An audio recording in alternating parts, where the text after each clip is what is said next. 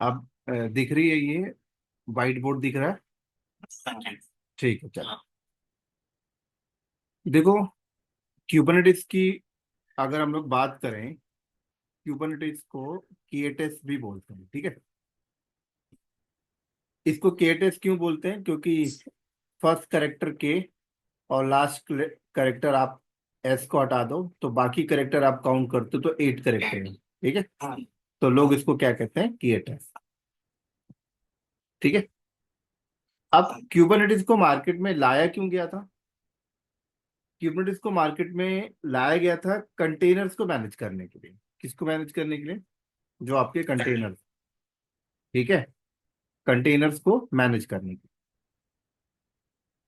तो सबसे पहले समझना हमें ये होता है कि कंटेनर्स क्या है। सबसे पहले समझना क्या है हमें कि व्हाट इज कंटेनर, ठीक है। What is container.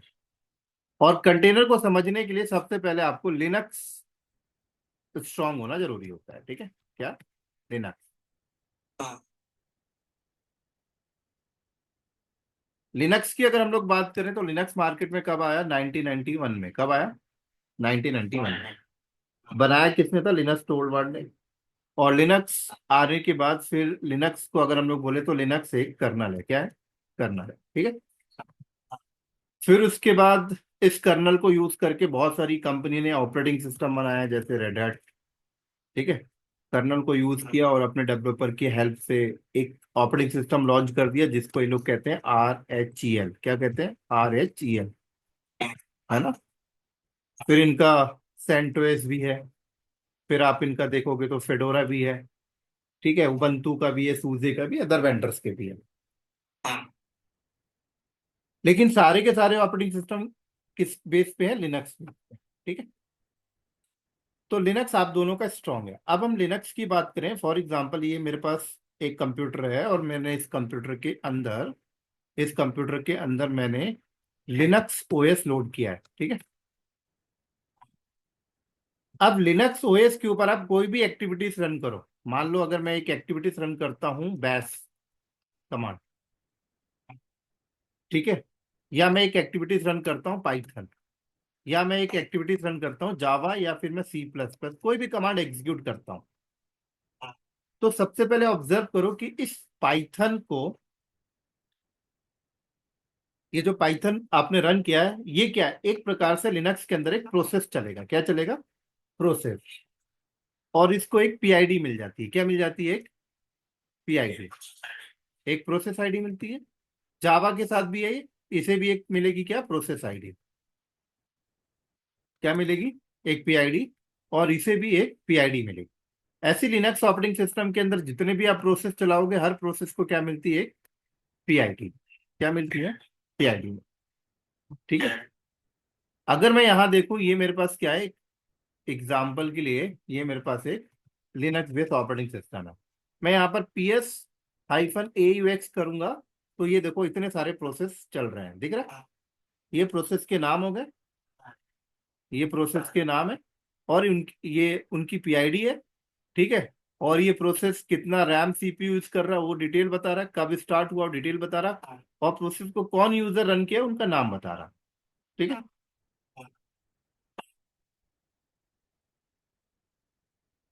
तो अब सवाल उठता है कि ये पाइथन प्रोसेस है, ये पाइथन प्रोसेस को क्या क्या रिक्वायरमेंट की नीड है? इस प्रोसेस को चलने के लिए कौन कौन से रिसोर्सेस चाहिए इस प्रोसेस को चलने के लिए? सबसे पहले इस प्रोसेस को चलने के लिए एक प्लेटफॉर्म चाहिए, बोले तो ऑपरेटिंग सिस्टम जो आपने लोड कर दिया, ठीक है। दूसरा, इस प्रोसेस को चलने के लिए क्या चाहिए? सीपीयू की रिक्वायरमेंट है। क्या चाहिए सर? सीपीयू चाहिए, तभी तो प्रोसेस चलेगा ना। दिखा भी रहा है ये प्रोसेस इतना सीपीयू कंज्यूम कर रहा। इस प्रोसेस को चलने के लिए और क्या चाहिए? रैम चाहिए। क्या चाहिए? रैम चाहिए। फिर उसके बाद अगर हम लोग देखें इस प्रोसेस को चलने के लिए, हो सकता है इनको लाइब्रेरी की रिक्वायरमेंट पड़े। क्या पड़े? लाइब्रेरी।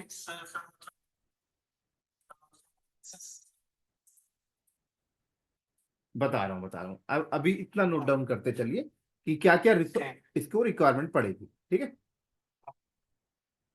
इसको लाइब्रेरी चाहिए।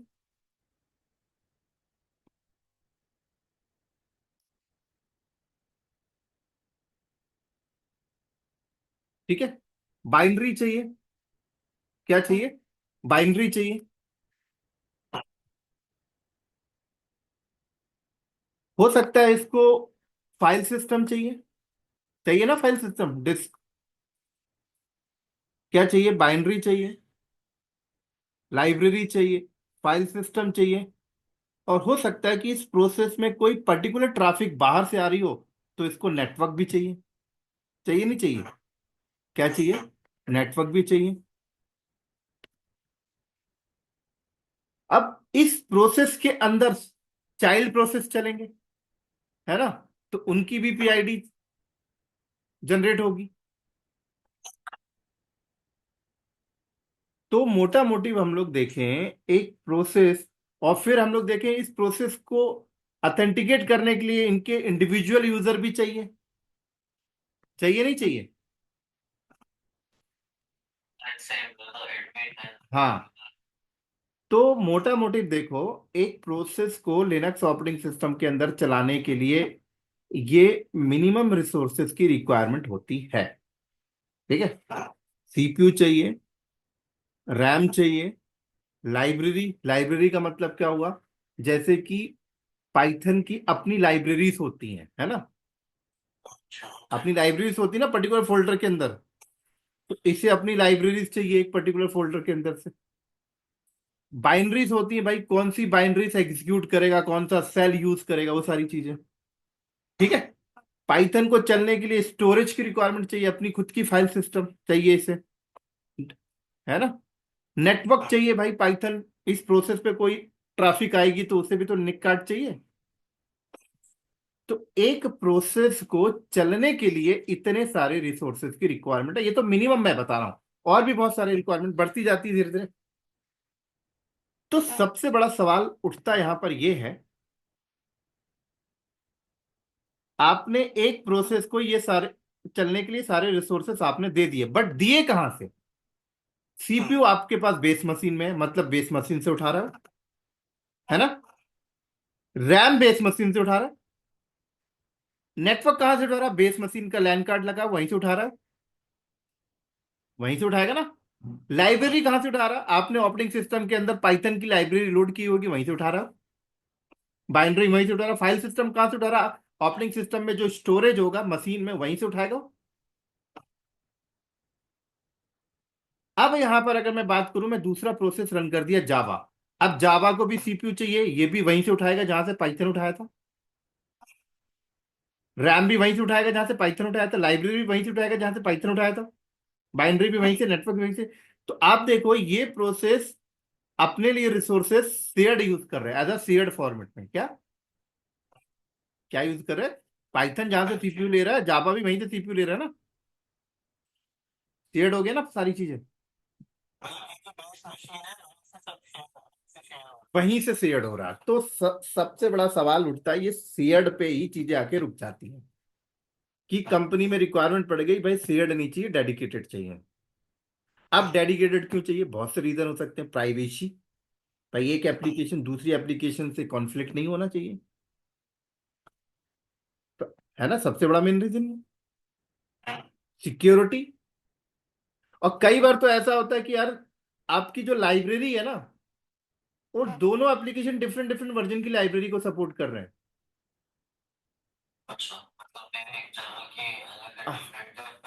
जा, जावा की अलग, पाइथन की अलग, तो काम चल जाएगा। लेकिन पाइथन की जो एप्लीकेशन है वो कहता है कि मैं भी सी प्लस प्लस का वर्जन ये, और जावा की लाइब्रेरी भी कहती है मैं सी प्लस प्लस का ही वर्जन डिफरेंट सपोर्ट कर रहा हूँ। लेकिन एक ऑपरेटिंग सिस्टम में तो एक ही वर्जन डाल सकते हो ना सी प्लस प्लस के, दो थोड़ी डालेंगे। तो हो गई ना कॉन्फ्लिक्ट। तब ऐसे सिनेरियो में हम लोग क्या करते थे कि पाइथन को अलग मशीन में डालो, जावा को अलग मशीन में डालो, यही तो करते थे, है ना? अब इन चीजों से बचने के लिए मार्केट में वर्चुअलाइजेशन आ गया था, वीएम वेयर, ओपन स्टैक, कि भाई ये इनको यूज कर लो, अलग अलग वीएम बना लेना। इसलिए तो आया। अगर यहीं पर चीजें ऑपरेटिंग सिस्टम पे ही सॉल्व हो गई होती तो ये वीएम वेयर और ओपन स्टैक की रिक्वायरमेंट ही क्या पड़ती, जरूरत ही नहीं है। इनकी जरूरत क्यों पड़ी? इसलिए तो पड़ी क्योंकि यहाँ पे कन्फ्लिक्ट हो रहे थे, रिसोर्सेज को डेडिकेट करना था। एक एप्लीकेशन की रिसोर्सेज को डेडिकेट करना है, दूसरी एप्लीकेशन की रिसोर्स को डेडिकेट करना है। शेयर नहीं चाहिए, इसलिए तो आप VMware पे गए, इसलिए तो ओपन स्टैक पे गए, इसलिए तो वर्चुअलाइजेशन पे गए। लेकिन अगर हम लोग कंटेनराइजेशन की बात करें तो कंटेनराइजेशन टेक्नोलॉजी आपको ऐसी फैसिलिटी प्रोवाइड करता है कि आप एक ही ऑपरेटिंग सिस्टम के अंदर प्रोसेस को मिलने वाले रिसोर्सेज को डेडिकेट कर सकते हो। कंटेनराइजेशन टेक्नोलॉजी आपको ऐसी फैसिलिटी प्रोवाइड करता है कि एक ही ऑपरेटिंग सिस्टम के अंदर आप मल्टीपल प्रोसेस चलाओ और हर प्रोसेस के रिसोर्सेज को डेडिकेट कर सकते हो, आइसोलेट कर सकते हो। और जब, हाँ, राइट, तो आप ये देखो, जब एक ही ऑपरेटिंग सिस्टम के अंदर प्रोसेस के रिसोर्सेज को आइसोलेट कर पा रहे हो, तो फिर VMware की रिक्वायरमेंट क्या, ओपन स्टैक की रिक्वायरमेंट क्या? अब यहां पर पूरा स्टेटमेंट नोट डाउन नहीं करना कि रिक्वायरमेंट क्या है, वो आगे बताऊंगा। ऐसा नहीं कि जरूरत ही खत्म हो गया है, बट अभी के पॉइंट ऑफ व्यू से देखो तो हमारी शुरू से रिक्वायरमेंट क्या थी? रिसोर्सेस, प्रोसेस को रिसोर्स डेडिकेट करना है, और जो डेडिकेट हम नहीं कर पा रहे थे इसलिए हमने ओपन स्टैक के साइड मूव करके गए, और इसीलिए हमने वर्चुअलाइजेशन के साइड मूव करके गए। लेकिन अब हम वो चीज कर पा रहे हैं। समझ आई? अब सवाल, हम्म,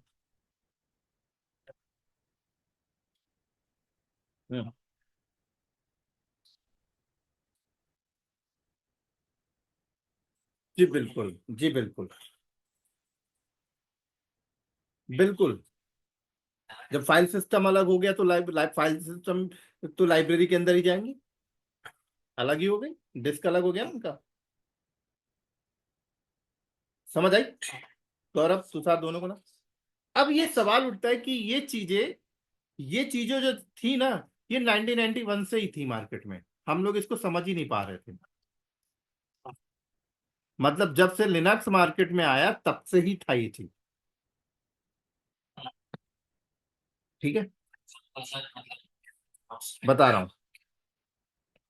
लिनक्स के अंदर ही कर्नल के अंदर एक फीचर था, नेम स्पेस और सी ग्रुप तो यूज करते ही, namespace and C group. तो namespace and C group के हेल्प से हम लोग अपने प्रोसेस के रिसोर्स को डेडिकेट कर लेते हैं, लेकिन कोई यूज नहीं कर रहा था इसको। कहते हैं ना, मार्केट में कोई चीज आ तो जाती है बट उसका यूज केस समझ में नहीं आता, तो लोग इंट्रोड्यूस नहीं करते, उसे यूज नहीं करते, स्किप करके चले जाते हैं आगे। तो वही चल रहा था अभी तक। ठीक है, namespace and C group note down कर लो कि namespace and C, namespace, हाँ, नेम स्पेस सी ग्रुप। देखो, सी ग्रुप क्या होता है कि कर्नल के अंदर, क्या, जो कर्नल होता है ना लिनक्स का, लिनक्स जो है ना कर्नल, कर्नल के अंदर अगर मैं कोई भी प्रोसेस एग्जीक्यूट करता हूं, कोई भी प्रोसेस, तो हर प्रोसेस को रैम और CPU कौन मैनेज करता है? कर्नल। तो कर्नल के अंदर एक मॉड्यूल होता है सी ग्रुप नाम का, कर्नल के अंदर एक मॉड्यूल होता है सी ग्रुप नाम का। ठीक है, पहले आपने लिनक्स में देखा होगा, सुना होगा। तो कौन से प्रोसेस को कितना रैम देना, कितना CPU देना है, वो यही मॉड्यूल करता है सब कुछ। लिनक्स ऑपरेटिंग सिस्टम के अंदर, सिंपल ऑपरेटिंग सिस्टम ले लो, ऑपरेटिंग सिस्टम के अंदर अगर मेरे पास ये ऑपरेटिंग सिस्टम है, ठीक है, अब यहाँ पर मैं जितने भी प्रोसेस चला रहा हूँ, हर प्रोसेस को रैम CPU कौन दे रहा है? कर्नल दे रहा है। कर्नल के अंदर कौन दे रहा है? सी ग्रुप नाम का मॉड्यूल है, वो दे रहा है। तो सी ग्रुप का यही काम है। तो अगर सी ग्रुप खराब हो जाए, मॉड्यूल काम ना करे, मॉड्यूल को अनलोड मोड में अगर आप डाल देते हो, तो आपके प्रोसेस को रैम CPU कौन देगा? कर्नल के अंदर तो बहुत सारे मॉड्यूल लिखे गए हैं ना। PS -AUX अगर मैं करता हूं यहाँ पर, तो अब देखो, ये जो प्रोसेस है, इस प्रोसेस को ये CPU कौन दिया है इतना 0.9? मैम कौन दिया है? कर्नल के अंदर सी ग्रुप मॉड्यूल दे रहा है। अगर वो मॉड्यूल को अनलोड में डाल दूं तो इस प्रोसेस को रिसोर्स देना ही बंद कर देगा, मतलब मेरा ऑपरेटिंग सिस्टम एक प्रकार से ना के बराबर हो जाएगा। ठीक है, और नेम स्पेस का मतलब क्या होता है? आइसोलेशन। नेम स्पेस का मतलब सेपरेट करना, यही होता है। समझा रहा हूँ, समझा रहा हूँ, समझा रहा हूँ। तो कल तक अगर हम लोग देखें तो पाइथन को जो पीआईडी मिल गई है, पाइथन को जो पीआईडी मिली है, मान लो पाइथन को पीआईडी मिल गई ये, ठीक है। अब ये पीआईडी आइसोलेटेड नहीं है, आइसोलेटेड नहीं है। लेकिन अगर हम नेम स्पेस के कंसेप्ट को यूज कर लें तो इस पीआईडी को हम लोग आइसोलेट कर देते हैं। अभी समझाता हूं। आइसोलेट, इसको हम लोग आइसोलेट कर दिया। जावा को भी हमने अलग आइसोलेट कर दिया। सी प्लस प्लस को भी हमने अलग आइसोलेट कर दिया। तो आइसोलेट होने के बाद बेनिफिट क्या होता है? देखो, आइसोलेट होने के बाद बेनिफिट ये होता है कि मान लो फॉर एग्जांपल मेरे पास फन कोर सीपीयू है, ठीक है, और मेरे पास 2 GB रैम है, ठीक है। अगर मैं वापस यहां चलूं और यहां पर जाऊं तो ये प्रोसेस कितना सीपीयू यूज कर रहा? 0.9। रैम कितना यूज कर रहा? 0.6, ठीक है। 0.9 और 0.6। अब ये जो 0.9 है, 0.9 सीपीयू मिली कोर में है, और 0.6 रैम मेमोरी है। ये कहां से आ रही है? अगर मैं देखूं, ये यहां से आ रही है। कहां से आ रही है? यहां से आ रही है। यहीं से आ रही है ना? ओवरऑल से आ रही है, और इस पीआईडी को मिल रही है, ठीक है। इस पीआईडी को मिल रही है। ऐसी दूसरी पीआईडी पे एग्जांपल पे बात करूं, दूसरी पीआईडी ये चल रही है कोई, ये देखो, कोई भी उठा लो, है ना। आप अगर देखो, यहां पर आओ, अब दूसरी पीआईडी भी ऐसे यहां से कंज्यूम कर रहा, तीसरी पीआईडी भी यहीं से कंज्यूम कर रहा। अब नेम स्पेस क्या करता है? नेम स्पेस, नेम स्पेस का मतलब क्या होता है कि पीछे से इतना सीपीयू कट के आएगा, लेकिन ये पहले डेडिकेट होगा। क्या होगा? डेडिकेट होगा। ये मैम डेडिकेट होगा, ठीक है। क्या होगा? वर्चुअली आइसोलेट होगा पहले, ये डेडिकेट होगा, ये डेडिकेट होगा, और फिर प्रोसेस को दिया जाएगा। ये लीजिए प्रोसेस, ये प्रोसेस को। तो जो प्रोसेस को ये रैम और सीपीयू मिल रहा था ना, उसे क्या लगेगा कि मेरा ये आइसोलेटेड है, मेरा ये आइसोलेटेड है। इसी को हम लोग नेम स्पेस कहते हैं। क्या? नेम स्पेस कहते हैं।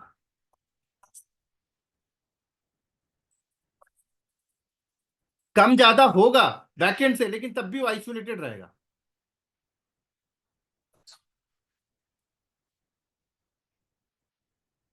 एग्जाम्पल मैं समझा देता हूँ, फिर आप बोलिएगा। मैं समझा देता हूँ एग्जाम्पल, बहुत अच्छा एग्जाम्पल देता हूँ। देखिए, फॉर एग्जाम्पल, ठीक है, अब मान लो ऑफिस में पार्टी हो रही है, ठीक है, आपकी ऑफिस में पार्टी हो रही है। नॉनवेज खाते हो आप? आई थिंक नहीं खाते हो।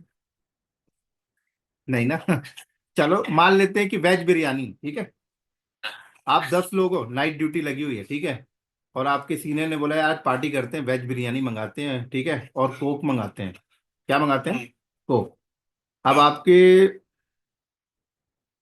सीनियर ने क्या किया? 5 kg बिरयानी मंगाई, ठीक है, और 5 लीटर का कोक मंगाया। 2 लीटर ले लो, ठीक है।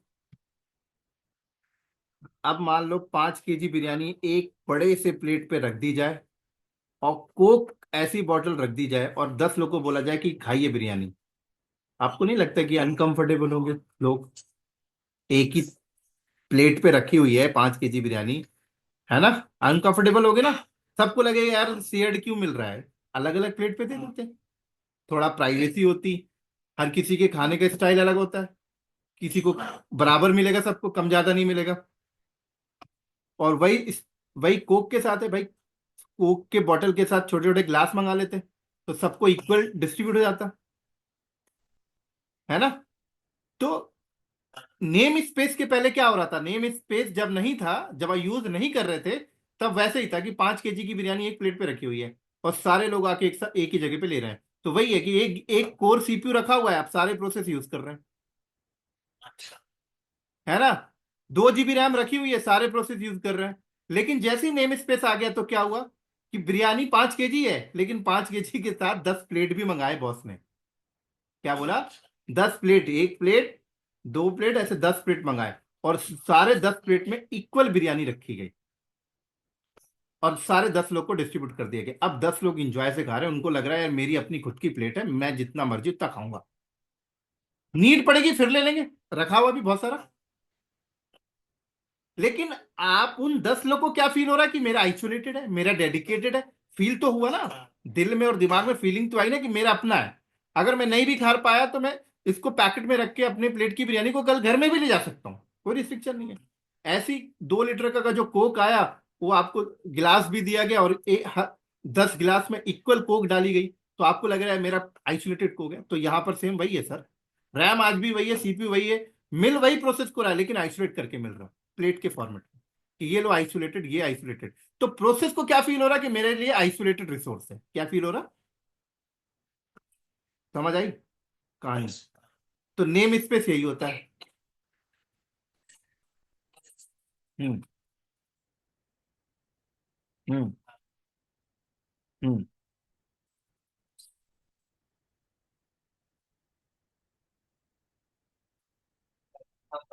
वो डिपेंड करता है नेचर पे, वो डिपेंड करता है नेचर पे। हो सकता है कि आपको नहीं खाना तो आपने वापस कर दिया, ठीक है। तो यहां पर भी वही है कि कोई रिसोर्सेस जो अगर कंज्यूम नहीं कर रहा है तो वो वापस कर देता है, बाय डिफॉल्ट बिहेवियर वापस कर देता है, रखता नहीं है उसको एक्टिफाई कर। As per requirement, as per requirement मतलब, अब देखो कोई प्रोसेस पे लोड बढ़ेगा तभी तो उसे सीपीयू ज्यादा चाहिए ना। तो अगर लोड बढ़ रहा है तो रिक्वेस्ट कर लेगा, ऑटोमेटिक सी ग्रुप उसे दे देगा, ठीक है। तो कहानी बीच में सिर्फ यही कि नेम स्पेस के आने से क्या हुआ कि जो रिसोर्सेस मिल रहे हैं वो रिसोर्सेस आइसोलेट होके मिल रहे हैं, बस यही हुआ है और कुछ नहीं हुआ। एक पैकेट में पैक होके मिल रहा है, एक पैकेट में पैक होकर मिल रहा है बस, ठीक है ना। अब सवाल उठता है कि एक पैकेट में पैक होकर मिल रहा है, namespace and C group, ठीक है। तो ये चीजें बहुत पहले से थी मार्केट में। क्या थी?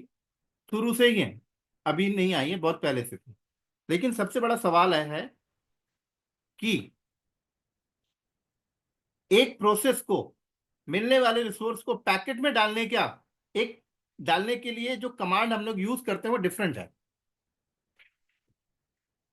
वो डिफरेंट का मतलब ये है कि अगर मैं अपने लिनक्स ऑपरेटिंग सिस्टम के अंदर चलूं, अगर मैं अपने लिनक्स ऑपरेटिंग सिस्टम के अंदर चलूं, ये मेरा लिनक्स ऑपरेटिंग सिस्टम है, और यहां पर मैं अगर बोलूं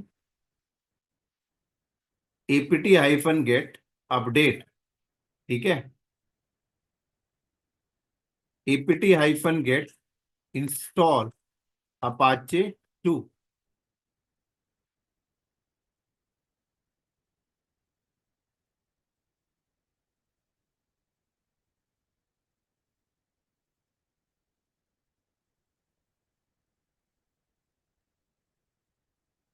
बता रहा हूं बता रहा हूं,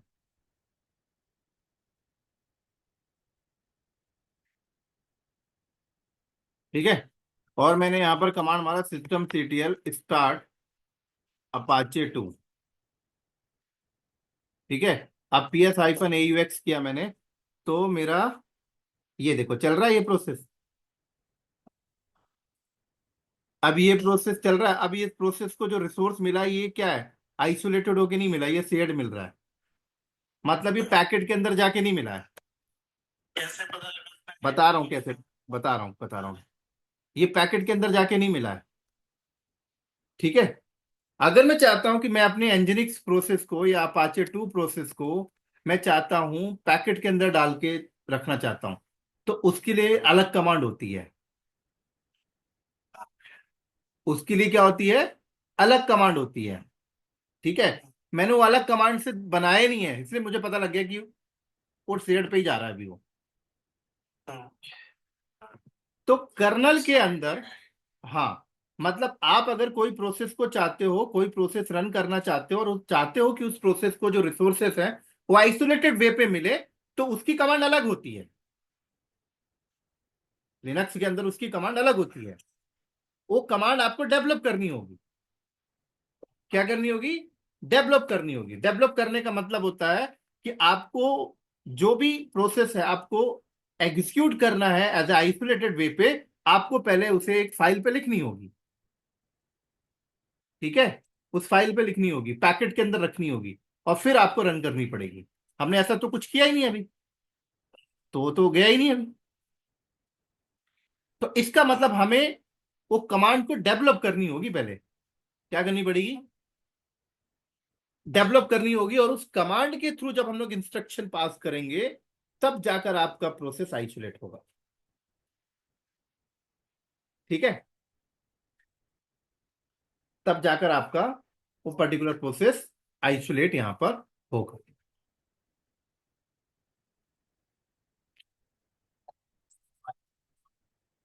राइट। वो कमांड आपकी नेम स्पेस वाली होगी। हम्म।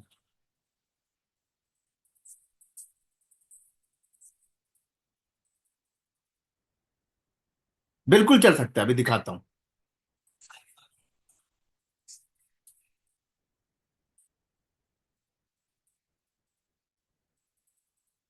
हम्म।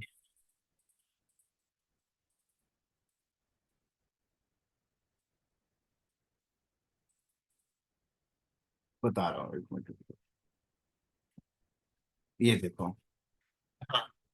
ठीक है, देखो यहाँ पे आपको दिख रहा है, ये देखो, ये प्रोसेस हमने रन किया है। ठीक है, ये हमने रन किया है, और ये इस यूजर से चल रहा है। ठीक है? और अगर मैंने यहां पर कमांड मारा डॉकर कंटेनर एलएस, ठीक है, और या मैंने कमांड रन किया रन सी, रन सी पीएस। एक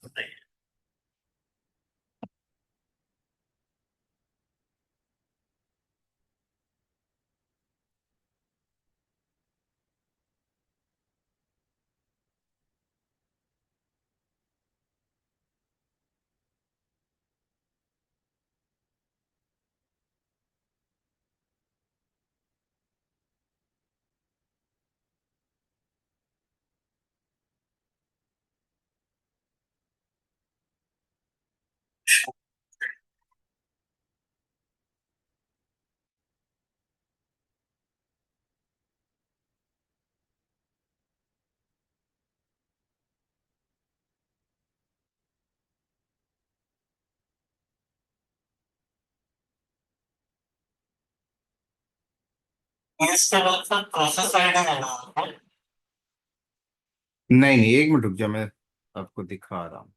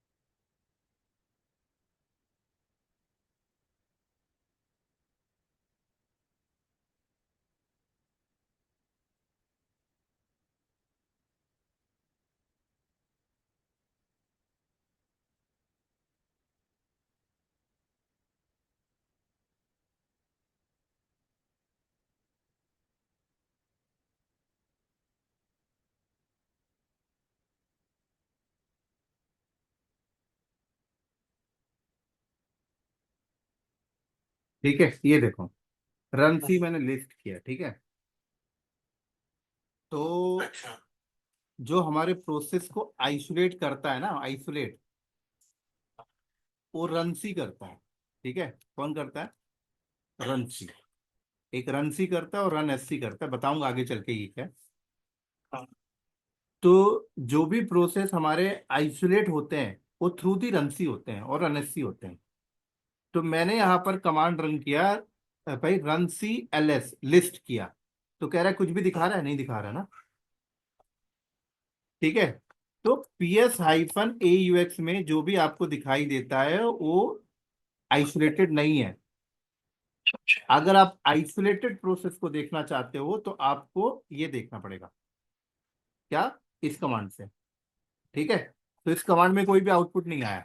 अगर मैं वहीं पर एनजिनिक्स प्रोसेस या अपाचे का प्रोसेस आइसोलेट इन्वायरमेंट में मैं चलाता तो मुझे उसको रन सी के थ्रू इंस्ट्रक्शन देना पड़ता। किसके थ्रू देना पड़ता? रन सी के थ्रू। ठीक है। तो जब मैं रन सी लिस्ट करता ना तब यहां पे दिखाई देता मेरा उसका पीआईडी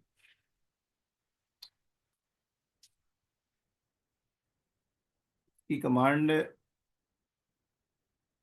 ये होती है अभी, देखो तो दिखाते देता हूं।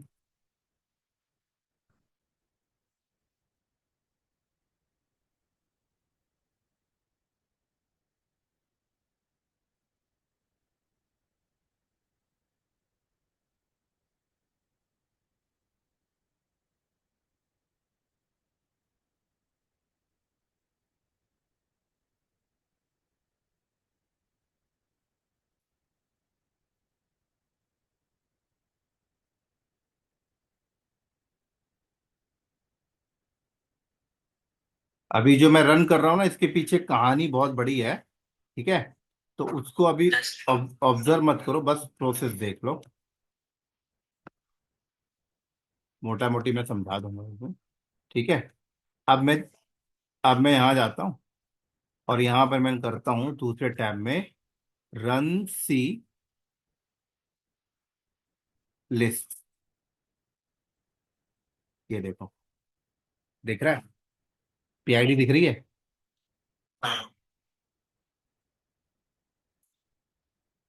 ये बैठा हुआ मैं। और ये पीआईडी छोड़ो, अगर मैं यहाँ पर P S hyphen A you x करूँ ना तो ये देखो।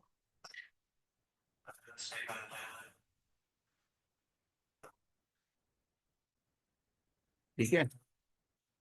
मैंने यहाँ पर मारा, ये देखो। वो अलग बात है। ठीक है। ये बनता कैसे मैं आपको बताता हूँ। हम्म। हम्म। हम्म।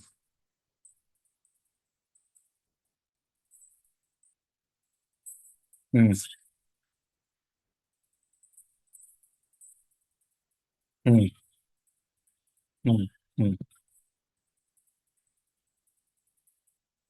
ये थोड़ी थोड़ी थोड़ा सा ऑप्शन चेंज करने से डिफरेंट डिफरेंट हो जाता है। अब ए यूएक्स में थोड़ा सा आपको ना डिटेल्स में आ जाता है।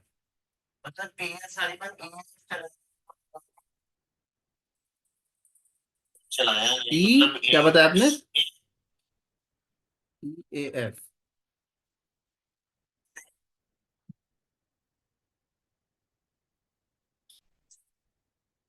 डिफरेंस है सर, थोड़ा देखो ना।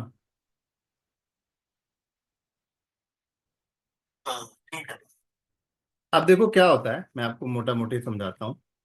जो प्रोसेस को आइसोलेट करना पड़ता है ना हमें, जो प्रोसेस को आप चाहते हो आइसोलेट करना ना, उसकी आपको ना पहले फाइल सिस्टम बनानी पड़ती है। क्या बनानी पड़ती है? फाइल सिस्टम बनानी पड़ेगी। ठीक है। उसके बाद जो प्रोसेस आपको चलाना है, ठीक है, जो प्रोसेस आपको चलाना है उस प्रोसेस का बंडल होना चाहिए। ठीक है।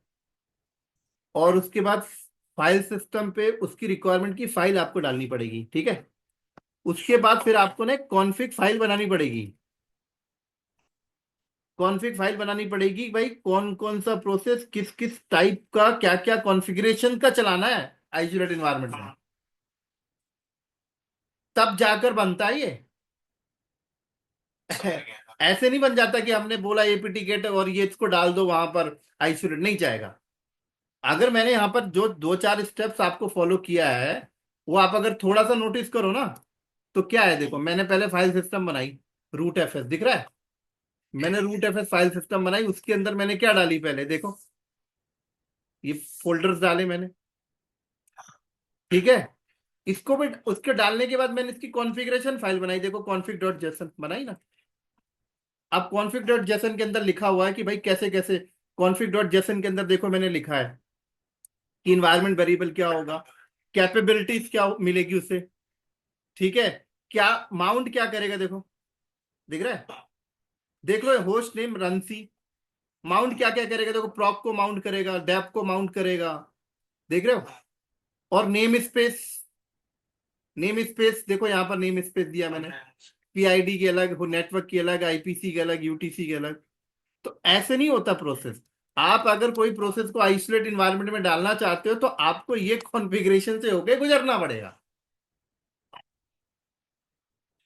समझ आई। और ये कॉन्फ़िगरेशन जो चल रही है वो रनसी के थ्रू एग्जीक्यूट हो रही है, किसके थ्रू, रास में रनसी की कमांड चलाई तो थी, लेकिन उससे पहले मैंने देखो ये भी चलाई है, देखो रनसी स्पेक दिख रहा है, फिर मैंने रनसी के थ्रू चलाई है, देख रहा है। तो मैंने, अब मैंने ये स्पेक वाली कमांड का क्या करी, मेरी कॉन्फ़िग फाइल बना के दी, और मैं रनसी के थ्रू मैंने बोला रन करो, मैंने नाम दे दिया, बस हो गया प्रोसेस का, समझ गया ना। तो ऐसे नहीं चलती, आपको हर बार ऐसे करके चलानी पड़ेगी, क्या करनी पड़ेगी, हर बार इस तरीके से आपको, कोई भी प्रोसेस आइसोलेट इन्वायरमेंट में डालना चाहते हो तो ऐसे कर करके आपको चलानी पड़ेगी। अच्छा सर, ये आपने जैसे आइसोलेट उसको आपने रस्सी चला के से आइसोलेट कर दिया है, हम्म अगर हटा, डिलीट कर दो, ये देखो ना डिलीट, ये देखो डिलीट, ये देखो डिलीट, डिलीट मार दो, तो सर आपने बनवाओगे ना तो वेबसाइट है अगर सब सब सिखा दूंगा, चिंता मत करो। अभी फंडा समझते जाओ, है ना, कि भाई कंटेनराइजेशन है क्या, बैकएंड प्रोसेस क्या है। सिर्फ आकर Docker container LS Docker container create हो चला रहे हो, उसके पीछे क्या हो रहा है वो समझना भी जरूरी है हमारे लिए, है ना। तो सर सर हम्म बिल्कुल बिल्कुल बिल्कुल, अभी इतना समझ आ गया ना, ठीक है। अब एक बात बताइए, कोई भी प्रोसेस को आइसोलेटेड इन्वायरमेंट में डालते जब हम लोग हैं कोई भी प्रोसेस को, तो वो जो आइसोलेटेड इन्वायरमेंट में जो हमारा प्रोसेस जाता है ना, उसी आइसोलेटेड को हम लोग कंटेनर कहते हैं, कंटेनर उसी को कहते हैं हम लोग। कंटेनर का हिंदी मतलब क्या, डब्बा, यही है ना। तो आपका प्रोसेस डब्बे के अंदर चला गया, तो टर्म्स बदल गया, कंटेनर बोलने लग गए लोग। और कोई भी प्रोसेस को डब्बे के अंदर डालने के लिए क्या चाहिए, उसका रूट फाइल सिस्टम पहले बना रहे हो आप, क्या बना रहे हो, रूट फाइल सिस्टम बना रहे हो, उसकी कॉन्फ़िगरेशन सेटिंग कर रहे हो आप, है ना। फिर जाके वो डब्बे के अंदर जा रहा है, जब प्रोसेस डब्बे के अंदर चला गया तो कंटेनर बोलने लगे। कंटेनर टर्म्स कब से आ रहा है, 200 300 हजारों साल पहले से कंटेनर का वर्ड है। आप अपने घर में भी कंटेनर, डब्बे को कंटेनर बोलते हो, समझ आ गई। तो कोई भी प्रोसेस को डब्बे में डालने के लिए क्या चाहिए, पहले उसका फाइल सिस्टम बनाइए, उसकी बंडल पैकेज चाहिए, उसकी कॉन्फ़िगरेशन फाइल बनाइए, फिर उसे रन करिए, तब वो डब्बे में जाएगा। अब यहां पर सवाल हुआ कि यार ऐसे तो एक एक प्रोसेस को डब्बे में डालने में तो बहुत टाइम लग जाएगा, टाइम लगेगा ना डब्बे में डालने के लिए। तो कोई ऑटोमेशन टूल है प्रोसेस को डब्बे में डालने के लिए, तब मार्केट में बोला हाँ है ऑटोमेशन टूल प्रोसेस को डब्बे में डालने के लिए। तब प्रोसेस को डब्बे में डालने के लिए डॉकर नाम की कंपनी आई और बोली डॉकर कमांड ले लीजिए, क्या बोली, डॉकर कमांड उन्होंने डेवलप करके दे दिया, ठीक है। उन्होंने बोला एक काम करिए, हमारा डॉकर इंजन, क्या, हमारा डॉकर इंजन आप अपने ऑपरेटिंग सिस्टम में डालिए, और हमारे डॉकर कमांड के थ्रू आप कोई भी प्रोसेस बताइए, तो डॉकर कमांड बैकएंड में खुद बनाएगा रूट फाइल सिस्टम, खुद बनाएगा कॉन्फ़िगरेशन फाइल, और खुद रन करेगा, खुद इंस्ट्रक्शन पास करेगा रनसी को। तो ह्यूमन को करने की जरूरत नहीं पड़ी, डॉकर ऑटोमेट कर रहा है। समझ आ रही बात यहाँ पे? डॉकर वो खुद कर देगा। तो इसका मतलब कंटेनाइजेशन जो है, प्रोसेस को डब्बे में डालना, ये बहुत पहले से है, 1991 से है। लेकिन डॉकर को क्यों यूज कर रहे हैं हम लोग? क्योंकि ये डॉकर ऑटोमेट कर रहे हैं। अब देखो, कंपनी के अंदर ऑटोमेशन ही चाहिए, एक एक चीज थोड़ी करते जाओगे, बट बैकएंड का प्रोसेस तो यही है। तो अगर हम लोग देखें तो डॉकर हमारे लिए क्या कर रहा है, अगर आप डॉकर को समझें, डॉकर हमारे लिए क्या करता है।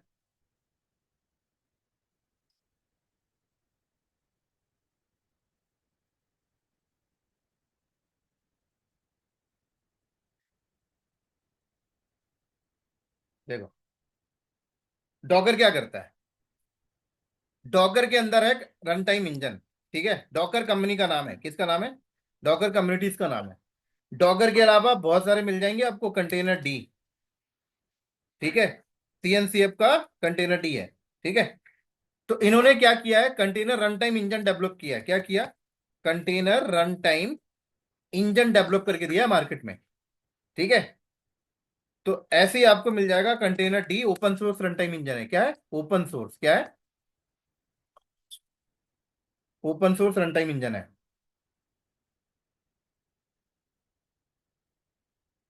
ठीक है, तो अब होता क्या है कि अगर हमारे पिक्चर में क्यूबरनेटिस है, क्या है, अगर हमारे पिक्चर में क्यूबरनेटिस हमारे पिक्चर में है, ठीक है, तो अब हम लोग ना इंस्ट्रक्शन किसको देते हैं? क्यूबरनेटिस को।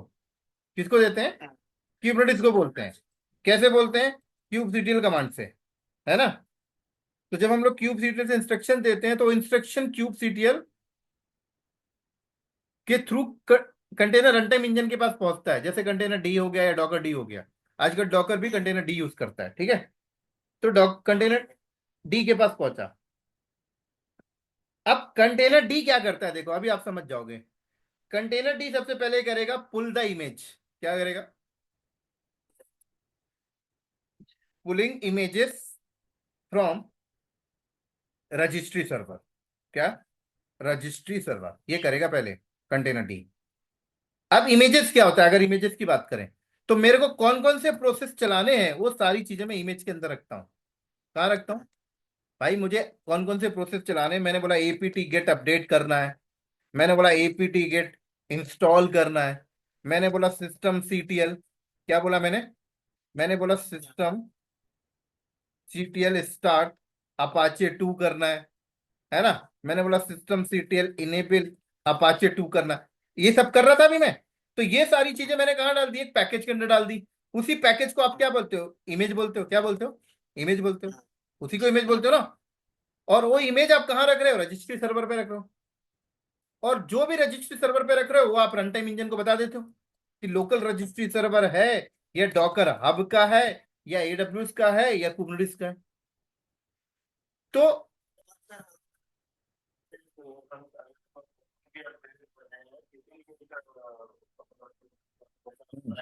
तो उसमें हम इमेज नेम चेंज करते हैं और फिर उसको डॉकर पे अपलोड करा देते हैं। हाँ। उसके बाद फिर हम अपग्रेड कमांड चला देते हैं, क्यूबसीटीएल अपग्रेड, और ये जो नेम स्पेस है, वही वही चीज हो गई। मतलब ये जो इमेज हो गई उसमें मतलब सेट ऑफ कमांड्स ही है खाली, राइट, बराबर। बिल्कुल, इमेज में सेट ऑफ कमांड्स है। ठीक है, वो द डिफाइन तो आप बहुत कुछ कर सकते हो, वो भी तो कोड भी तो प्रोसेस का हिस्सा हो गया ना। जो कोड है वो भी तो प्रोसेस का ही पार्ट हो गया। अभी तो मैंने सिर्फ 4 कोड प्रोसेस डाले हैं ना, 4 सेट ऑफ कमांड डाले। कोड भी डाल दूंगा तो कोड भी तो किसी कमांड से अंदर ही कॉल होगा, तो एक कमांड हो गई वो। तो मतलब इमेज का साइज तो एमबीज में या फिर कभी जीबीज में भी हो जाता है। जी बिल्कुल होगा, जितना ज्यादा बढ़ाओगे उतना बढ़ेगा। हाँ। तो कंटेनर रन टाइम इंजन यहाँ पर क्या किया, सबसे पहले इमेज को पुल किया। क्या किया? इमेज को पुल किया। इमेज को पुल करने के बाद इमेज को खोलेगा। क्या करेगा? अनपैक करेगा। क्या करेगा? अनपैक। क्या करता है? अनपैक। अनपैक करेगा इमेज को, और अनपैक करके into container root file system में डालेगा। क्या डालेगा? रूट एफएस, जो मैंने बनाई थी फोल्डर। ये खुद करेगा। क्या? कौन करेगा? ये खुद करेगा। कौन कर रहा है यहां पर? Container run time engine, container D या क्रायो या डॉकर डी, ठीक है, जो भी आप यूज कर रहे हो, अनपैक करेगा। अब इतना करने के बाद अब कॉन्फ़िगरेशन फाइल बनाएगा। क्या करेगा? कॉन्फ़िगरेशन फाइल बनाएगा। Generate the configuration file. क्या? जनरेट, जिसको हम लोग बोलते हैं OCI runtime, runtime spec JSON file बनाएगा। ठीक है, और उसके अंदर डिफाइन करेगा describing how to run container, मतलब प्रोसेस। ठीक है, कौन सी फाइल? ये फाइल सर, ये फाइल जो मैंने अभी आप मैंने खुद से बनाई थी यहां पर। कहाँ गई हो? एक मिनट। सर एक और चीज, जैसे आपने बोला आइसोलेट करने के लिए, कंटेनर बनाने के लिए हम डॉकर का यूज करते हैं।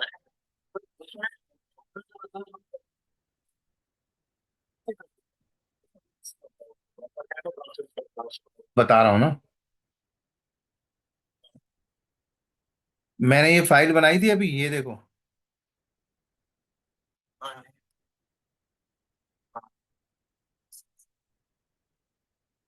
रूट एफ एस तो मैंने फोल्डर बनाई थी फॉर द फाइल सिस्टम के लिए। ठीक है, मैंने ये फाइल बनाई थी।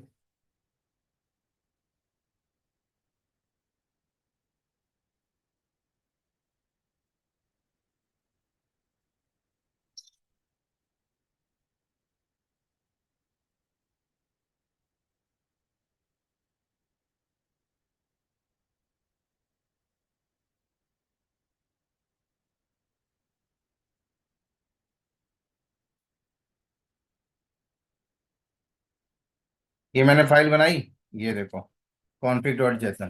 ठीक है, तो यहाँ पर कंटेनर डी क्या करेगा? ये भी बनाएगा फाइल। कौन सी बनाएगा? Config dot JSON. ठीक है, फाइल बनाएगा ऐसे, उसके अंदर कॉन्फ़िगरेशन डिफाइन करेगा बनाना कैसे है। ठीक है, अब ये सब बनाने के बाद अब ये इंस्ट्रक्शन पास कर देता है रन सी को। किसको? रन सी को। अब रन सी क्या करेगा? इसके अंदर जो लिखी हुई है ना प्रोसेस को, उसी प्रोसेस को आइसोलेट इन्वायरमेंट में चला देता है। उसी प्रोसेस को आइसोलेट इन्वायरमेंट में चला देता है, और इसी आइसोलेट इन्वायरमेंट को आप लोग कहते हो कंटेनर। क्या कहते हो? इसी को आप लोग कहते हो कंटेनर। ठीक है, तो अब यहां पर देखो, मैंने खुद से रूट फाइल सिस्टम भी बनाया।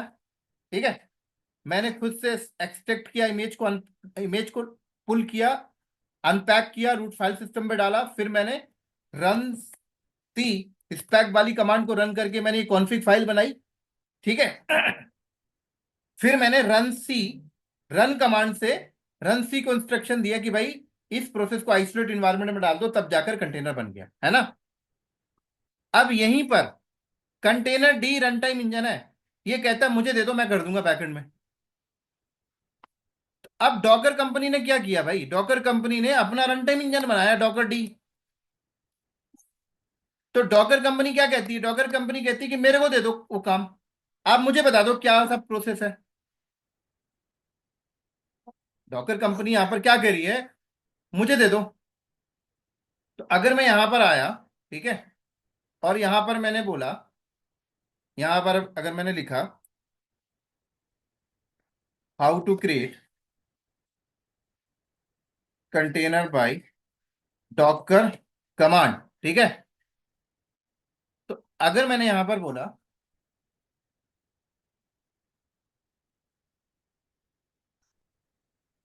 अब अब अगर मैंने यहां पर ये कमांड रन कर दी, तो अब मैंने डॉकर को बोल दिया ना, डॉकर को जाकर मैंने बोला कि डॉकर भाई साहब आप मेरे लिए ना प्रोसेस रन कर दो।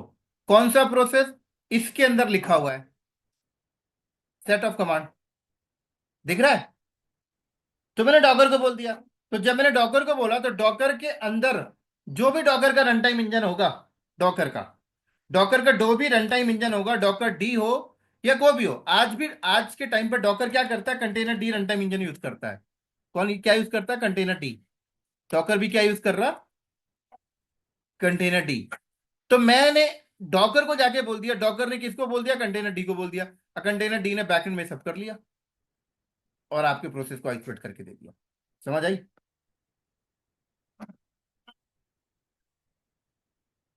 तो बैकएंड की सारी कहानी पता लग गई, कैसे होता है कैसे नहीं होता। अब पूछो क्या डाउट है। एक बार जो इमेज करा है, हाँ। उसके बाद जो आप बोल रहे हो रन से, उसके बाद रन से को इंस्ट्रक्ट करता है, राइट? हम्म। देन फिर वो बैकएंड पे जो भी है सारा करके आइसोलेटेड एनवायरनमेंट पे क्रिएट कर देता है, जो भी इमेज के थ्रू छोटी चीजें रहती है एप्लीकेशन में। बिल्कुल। ओके। कोई समस्या, डाउट तो नहीं? ठीक है। अब यहां पर देखो क्या होता है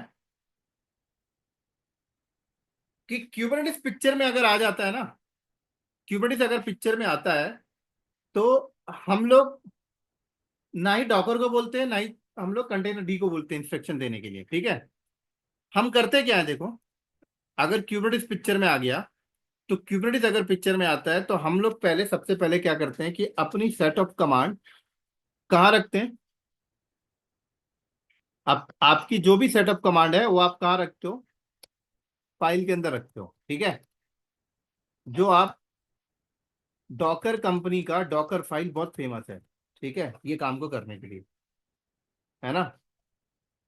डॉकर तो आता ही होगा थोड़ा बहुत आपको। डॉकर कर लो थोड़ा बहुत, फ्लाई फाइल तो देख ही लो। ठीक है, तो डॉकर, ठीक है, अब डॉकर के अंदर क्या होता है, मेरे साइड से डिस्टर्बेंस है। अच्छा, ठीक है। तो डॉकर, अब जरूरी नहीं कि डॉकर कम्युनिटीज का ही आप यूज करो अपने सेट ऑफ कमांड को डिफाइन करने के लिए, है ना। पर डॉकर थोड़ा सा यूजर फ्रेंडली है, क्या है, यूजर फ्रेंडली है। तो डॉकर का डॉकर फाइल टॉपिक के थ्रू हमने सेट ऑफ कमांड डिफाइन कर दिया, क्या कर दिया, सेट ऑफ कमांड डिफाइन कर दिया। जैसे APT hyphen get update, APT hyphen get install Apache 2, फिर मैंने कुछ मैसेजेस डाल दिए, वेलकम टू इंडिया। ठीक है, इस तरीके से मैंने मैसेज डाल दी, डब डब HTML के अंदर इंडेक्स डॉट HTML ऐसे मैंने डाल दिया। फिर मैंने बोल दिया सिस्टम CTL स्टार्ट अपाचे 2, फिर मैंने बोल दिया सिस्टम CTL इनेबल अपाचे 2। फिर मैंने इस फाइल को कर दी बिल्ड, क्या कर दी मैंने, डॉकर फाइल को कर दी बिल्ड। फिर ये एक इमेज निकल के आ गया मेरे पास, न्यू न्यू ऐप वर्जन 1 ऐसे आ गया। ठीक है, और मैंने इसको रख दी कहाँ पे, किसी रजिस्ट्री सर्वर पे अपलोड कर दी। कहाँ कर दी, कोई भी रजिस्ट्री सर्वर पे मैंने रजिस्ट्री सर्वर पे अपलोड कर दी, जैसे डॉकर हब में डाल दी फॉर एग्जांपल के लिए। तो डॉकर कम्युनिटी वाले मेरे को डॉकर हब भी देते हैं रजिस्ट्री सर्वर के लिए। ठीक है, डॉकर हब में मैंने डाल दी। अब मैंने क्या किया, अब मैंने क्यूबरनेटिस के क्यूब CTL कमांड के थ्रू इंस्ट्रक्शन पास किया, क्यूब CTL रन। ठीक है, रन और नाम दे दिया मैंने न्यू कंटेनर, ऐसे दे दिया मैंने। Hyphen hyphen image equal to, मैंने यहां पे पास कर दी न्यू ऐप V1। ठीक है, ये मैंने कमांड एग्जीक्यूट कर दी। अब ये कमांड चलती कैसे है, बैकएंड का प्रोसेस क्या है, मैंने एग्जीक्यूट कर दी। अब ये रिक्वेस्ट सबसे पहले क्यूबरनेटिस के API सर्वर के पास गई, कहाँ गई, API सर्वर के पास। ठीक है, API सर्वर, थोड़ा इतना तो सुना ही होगा आपने नाम पहले भी, API सर्वर। वही बता रहा हूँ, फ्लो ही बता रहा हूँ, फ्लो ही बता रहा हूँ। मैंने अभी सिर्फ आपसे ये पूछा कि सुना है नाम या नहीं सुना। ठीक है, बस उतना ही नोट डाउन करो, बस सुना है। सबसे पहले रिक्वेस्ट API के पास गई, एपीआई ने चेक किया कमांड चली कहां से, जहां से कमांड आ रही है क्या उस बंदे को अलाउ है एपीआई से बात करने के लिए, उसने ऑथेंटिकेशन चेक किया, ठीक है ना। अगर ऑथेंटिकेशन में अलाउ है तो एक्सेप्ट कर लिया एपीआई ने उसकी रिक्वेस्ट, नहीं तो डिनाई कर देगा। तो मान लेते हैं कि ऑथेंटिकेशन अलाउ है, तो एपीआई ने उसकी रिक्वेस्ट को एक्सेप्ट कर लिया। अब एपीआई क्या करेगा, अब एपीआई यहां पर क्या करेगा, अपने डेटाबेस को दे दिया, ठीक है। किसको दे दिया, डेटाबेस को। ईटीसीडी डेटाबेस यूज करता ही है, ठीक है। डेटाबेस ने क्या किया, उसकी रिक्वेस्ट को अपने अंदर ऐड कर लिया, ठीक है। और ऐड करने के बाद वापस एपीआई को बता देता है, ठीक है। अब एपीआई को बता देता है, अब एपीआई को बताने के बाद एपीआई अगला काम क्या करता है, अगला काम एपीआई करता है शेड्यूलर नाम का एक कंपोनेंट्स है, उसको फॉरवर्ड कर देता है, ठीक है। फॉर द डिसीजन के लिए कि ये जो प्रोसेस आई है जिसको कंटेनर पे डालना है, उसको कौन से नोड में डालें, क्योंकि क्लस्टर के अंदर तो बहुत सारे नोड चल रहे हैं, है ना। कौन सा नोड हेल्दी है, कौन सा नोड अनहेल्दी है, हेल्दी है कौन सा अनहेल्दी है, कौन से नोड में रिसोर्सेज खाली है नहीं खाली है, वो सब ये शेड्यूलर चेक करता है, ठीक है। चेक कर कर डिसीजन लेकर एपीआई को बता देता है, ठीक है। अब एपीआई, अब मान लो डिसीजन लेकर उसने बता दिया नोड 4 जो है वो परफेक्ट है, तो अब एपीआई क्या करेगा, नोड 4 को इंस्ट्रक्शन देगा। नोड 4 के अंदर चल रहा होगा क्यूबलेट, क्या चल रहा होगा, अभी बताऊंगा क्यूबलेट क्या होता है, बस नोट डाउन करो, फ्लो समझो। तो एपीआई क्या करेगा, नोड 4 के क्यूबलेट को इंस्ट्रक्शन दे देगा कि ये प्रोसेस चलानी है, ये प्रोसेस इसके इस फाइल के अंदर जो प्रोसेस रखी गई है वो चलानी है, ठीक है। तो अब क्यूबलेट क्या करेगा, क्यूबलेट सबसे पहले एक बाउंड्री बनाएगा, क्या बनाएगा, एक वर्चुअल बाउंड्री बनाएगा, ठीक है। और ये एक ऐसी बाउंड्री होती है, एक बाउंड्री बनाएगा, और इस बाउंड्री को बनाने के बाद बाउंड्री बन गई, अब क्यूबलेट क्या करेगा, उस नोड के रन टाइम इंजन को इंस्ट्रक्शन देगा। अब रन टाइम इंजन क्या हो सकता है डॉकर का खुद का ही हो, डॉकर डी, ठीक है। या ओपन सोर्स चल रहा है यहाँ पर container D, mostly company container D चलाती है, तो कंटेनर डी। तो क्यूबलेट ने कंटेनर डी को दिया। अब कंटेनर डी ने क्या किया, अब कंटेनर डी क्या करेगा, इमेज को पुल करेगा, ठीक है। इमेज को अनपैक करके रूट फाइल सिस्टम में डालेगा, ठीक है। कॉन्फिग डॉट जेसन फाइल बनाएगा और रनसी को देगा। अब रनसी क्या करेगा, रनसी यहां पर आपके प्रोसेस को आइसोलेट करके चलाएगा इस डब्बे के अंदर, कंटेनर जिसको कंटेनर बोल रहे हैं, ठीक है। यहाँ पे तो रनसी ने क्या किया, आपके प्रोसेस को इस डब्बे में चला दिया जिसको कंटेनर हम लोग कहते हैं।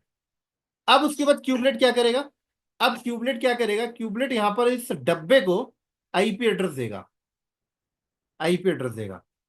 तो आईपी एड्रेस के लिए क्यूबलेट क्या करता है, आपके क्लस्टर के अंदर ना सीएनआई चल रहा होता है, CNI stand for container run time interface. ये अलग टर्मिनोलॉजी है, इसको जस्ट अभी सुनो, बाकी ज्यादा अंदर नहीं घुसना। तो सीएनआई को देगा, सीएनआई क्या करेगा, सीएनआई एक इंटरफेस क्रिएट करेगा, क्या करेगा, एक वर्चुअल इंटरफेस क्रिएट करेगा ETH 0, ठीक है। उसको एक आईपी देगा, आईपी क्या देगा, जो भी आपने सीआईडीआर पूल डिफाइन किया उस पूल में से एक आईपी देगा, है ना। और ये इंटरफेस क्या करेगा, इस डब्बे को अटैच कर देता है, और इस डब्बे को टेक्निकल लैंग्वेज में पीओडी पॉड कहते हैं, क्या कहते हैं, पीओडी पॉड, ठीक है। और ये जो प्रोसेस चल रहा है वो इसी आईपी को यूज करता है और इसी इंटरफेस को यूज करता है, क्योंकि ये तो प्रोसेस है, ये प्रोसेस आएगा जाएगा कहां से, इस इंटरफेस से जाएगा, इस आईपी से जाएगा। उसके बाद क्यूबलेट क्या करता है, वापस एपीआई को बता देता है कि भाई ये कंटेनर भी बन गया, डब्बा भी बन गया, उसकी आईपी ये रही। और एपीआई क्या करता है, डेटाबेस के अंदर स्टोर कर लेता है उसकी कॉन्फ़िगरेशन, ठीक है। तो यहां पर देखो, अगर क्यूबरनेटिस पिक्चर में चल रहा है तो आप इंस्ट्रक्शन ऐसे देते हो। अब यहां पर एक चीज देखो, नोटिस करो, मेरे पास ना ही कुबरनेटिस है, ना ही मेरे पास डॉकर है, ना ही मेरे पास रन टाइम इंजन है, कुछ नहीं है मेरे पास। क्या मैं अपने प्रोसेस को आइसोलेट कर पा रहा हूं, यस कर पा रहा हूं। अगर मेरे पास कुबरनेटिस नहीं है, ना ही मेरे पास डॉकर है, ना ही मेरे पास रन टाइम इंजन है, कुछ भी नहीं है, तब भी मैं अपने प्रोसेस को आइसोलेट कर पा रहा हूं, कैसे, मैं खुद से बना रहा हूं रूट फाइल सिस्टम, है ना, बना रहा हूं ना, मैं खुद से इमेज को अनपैक कर रहा हूं, मैं खुद से कॉन्फिग डॉट जेसन फाइल बना रहा हूं, है ना, और मैं खुद से रन सी कमांड से रन कर रहा हूं। लेकिन कंपनी के अंदर ऐसे आप कितने प्रोसेस को करोगे, 10 कर सकते हो, 20 कर सकते हो, कंपनी के अंदर तो 1000 प्रोसेस चल रहे हैं, 1000 प्रोसेस को अगर ऐसे करोगे तो बहुत टाइम लगेगा। तो इसीलिए मार्केट में ऑटोमेशन है। क्या बोला जा रहा कि कुबरनेटिस को बोलो। क्यूबरनेटिस किसको बोलेगा? रन टाइम इंजन को बोलेगा। रन टाइम इंजन अपने आप बैकएंड में करा के दे देगा। तो ये फ्लो बनता है पूरा का पूरा। तो जब भी आप कंपनी के अंदर बैठ के क्यूबसीटीएल कमांड रन करते हो ना, यही फ्लो बनता है। आप डिफाइन तो करते हो इमेज, बट वो फ्लो ऐसे बनता है। ऐसे जाके आपकी प्रोसेस जाके आइसोलेट होती है बैकएंड में। समझ आई? हम्म।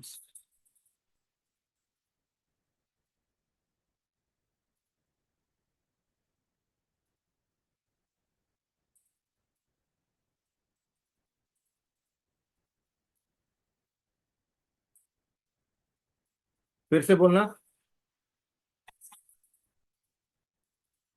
हम्म। हम्म। हम्म।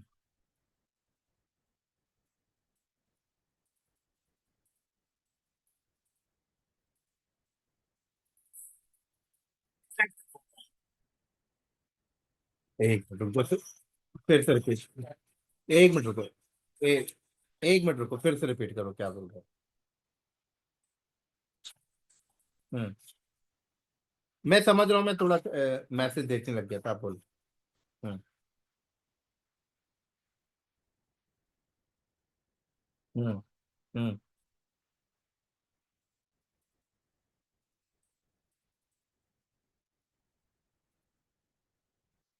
हम्म। हम्म। हम्म। हाँ। हाँ। हाँ। हम्म। देखो हेलम में क्या होता है। आप हेलम पे जब अपग्रेड मारते हो ना, तो आपकी रिक्वेस्ट क्यूबलेट के पास ही आती है। ठीक है ना? ठीक है। आपकी रिक्वेस्ट क्यूबलेट की एपीआई के पास ही आएगी। एपीआई से डेटाबेस के पास जाएगी, फिर आगे प्रोसेस चलता है। तो हेल। हाँ। हम्म।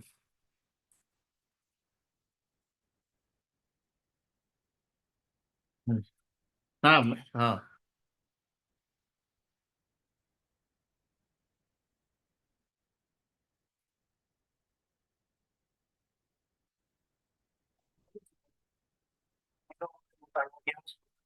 हम्म।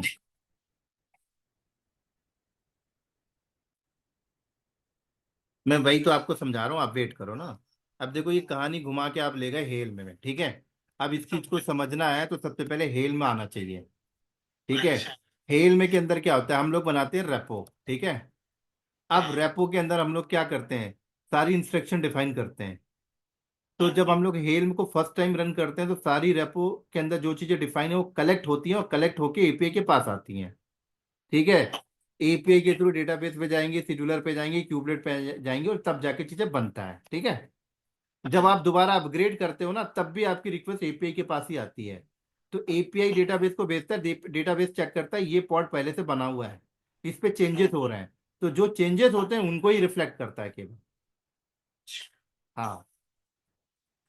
तब पीछे वही है। पूरा प्रोसेस बैकएंड में। आप हेल्म से करो या कहीं से भी करो, रिक्वेस्ट पहले एपीआई के पास आती है। आप हेल में यूज क्यों कर रहे हो? आप हेल में यूज कर रहे हो मैनिफेस्ट को मैनेज करने के लिए। जो आपकी मैनिफेस्ट फाइल है उसको प्रॉपर मैनेज करने के लिए यूज कर रहे हो, जिससे कि आप उसे रीयूज कर सको बार बार। ठीक है ना? प्रॉपर आर्किटेक्चर के लिए। क्योंकि एक प्रोजेक्ट को लगाने के लिए मुझे बहुत सारे रिसोर्सेज बनाने पड़ते हैं।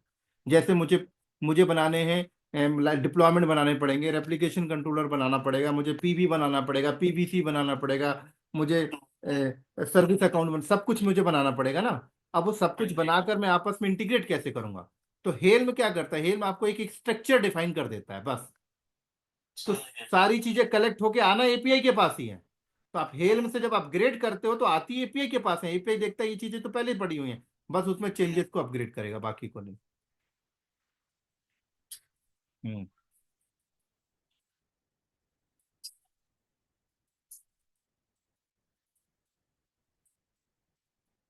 किसमें?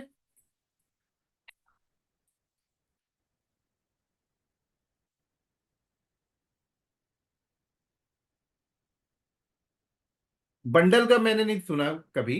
बंडल एक बार मुझे बताओ। बंडल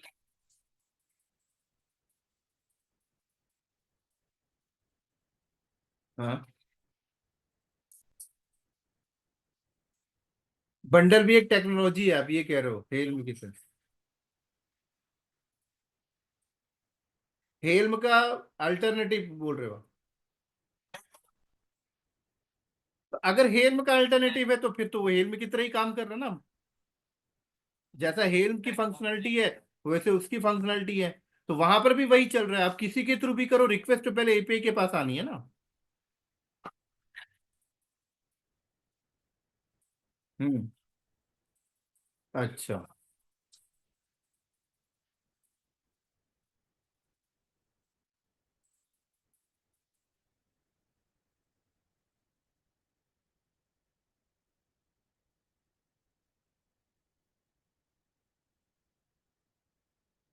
ठीक है सर, ठीक अब है सर एक चीज और पॉइंट हम्म। है। अब इसमें जो पूरी प्रोसेस आपने समझाई, इसमें सारी चीजें जो चल रही है मेरी वर्कर ग्रुप पे ही चल रही है। हम्म।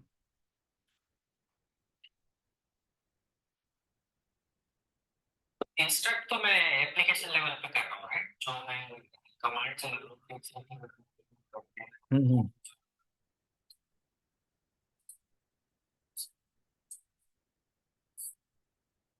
ये मैथड, ये आप कहीं से भी चला सकते हो, आपको सिर्फ एपीआई का इंस्ट्रक्शन चाहिए। है ना। और हेल्म आपका ओपन सोर्स है, ठीक है। और आप जो रोबिन बंडल की बात कर रहे हो ओपन सोर्स था, वो एक बार बता सकते हैं मुझे? अच्छा, वो भी ओपन सोर्स, फिर क्यों जा रहे हैं हेल्म में?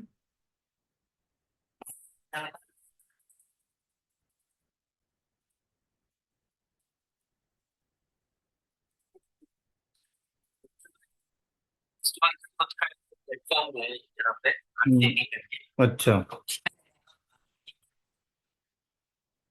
अब वही है कि अब कस्टमर टू कस्टमर भी डिपेंड करता है, बट मार्केट पे देखा जाए तो ज्यादातर तो हेल में ही चलता है ना। ऐसे तो क्यूबनेटिक्स के भी बहुत सारे अल्टरनेटिव हैं, लेकिन नंबर ऑफ रेशियो देखा जाए तो क्यूबनेटिक्स ही मार्केट में ज्यादा यूज होता है।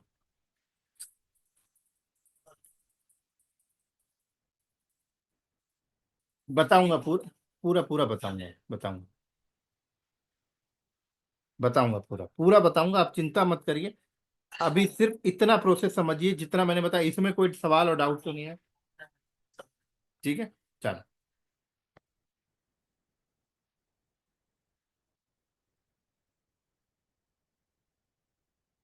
तो ओवरऑल अगर हम लोग देखें तो इतना हमें आइडिया लग गया कि भाई जो कंटेनर जिसको हम लोग कह रहे हैं वो कुछ भी नहीं है। जस्ट आपके प्रोसेस जो है वो आइसोलेट हो रहे गए, दैट इज कॉल्ड कंटेनर, ठीक है। और आप अपने प्रोसेस को आइसोलेट करने के लिए चाहें तो मैनुअल मेथड का भी इस्तेमाल कर सकते हैं। बट मैनुअल प्रोडक्शन पे परफेक्ट नहीं है, क्योंकि कितने करेंगे प्रोसेस, है ना। तो और एक आपको रन टाइम इंजन चाहिए ही चाहिए आपके प्रोसेस को आइसोलेट कराने के लिए, ऑटोमेशन। आप रन टाइम इंजन कुछ भी यूज कर सकते हैं, ठीक है। क्रायो यूज कर सकते हैं जैसे रेडिट का है, ठीक है।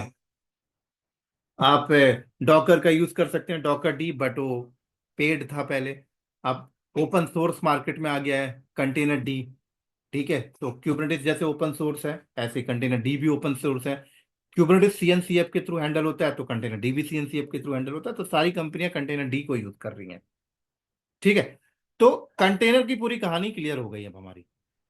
अब हम लोग आते हैं क्यूबरनेटिस में, ठीक है। किस में आते हैं? क्यूबरनेटिस एनवायरनमेंट में आते हैं।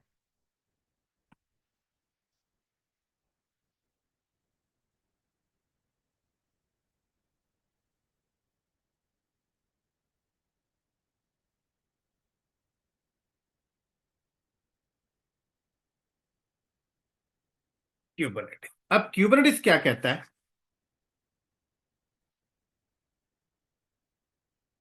क्यूबरनेटिस मार्केट में आया, अगर आप देखो तो गूगल कंपनी इसको बहुत सालों से यूज कर रही है अपने प्रोडक्शन एनवायरनमेंट में, ठीक है। आया था 2014 में, मैं बता देता हूँ। यूज तो ये बहुत पहले से हो रहा है, 2000 से ये। हाँ, 1998 से गूगल कंपनी इसको अपने प्रोडक्शन एनवायरनमेंट में यूज कर रही थी। फिर इन्होंने पब्लिकली डोनेट कर दिया, और जब डोनेट कर दिया तो लिनक्स फाउंडेशन, पता ही है आप सभी को, ठीक है।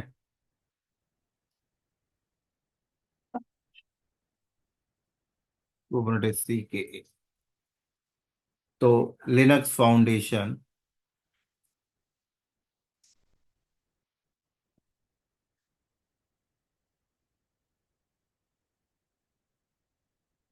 देखो, द लिनक्स फाउंडेशन के अंदर सब ऑर्गेनाइजेशन है CNCF, ठीक है।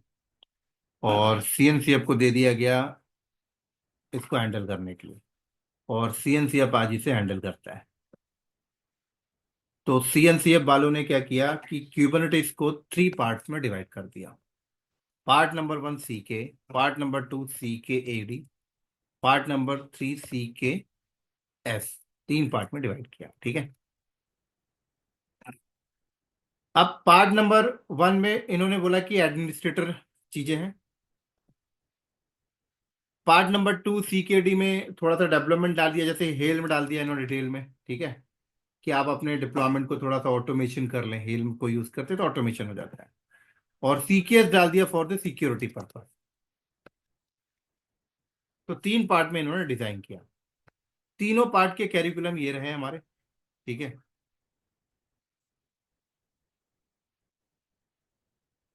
इनके एग्जाम होते हैं, बहुत कॉस्टली एग्जाम है, बट डिस्काउंट वगैरह मिला के आपको 300-350 डॉलर के मिल जाते हैं। और ये इनके सिलेबस है। Storage, trouble shooting, workload, cluster architecture, service networking थोड़ा एक्सपेंड करेंगे तो ये डिटेल में आपको दिख जाएगा, ठीक है। ये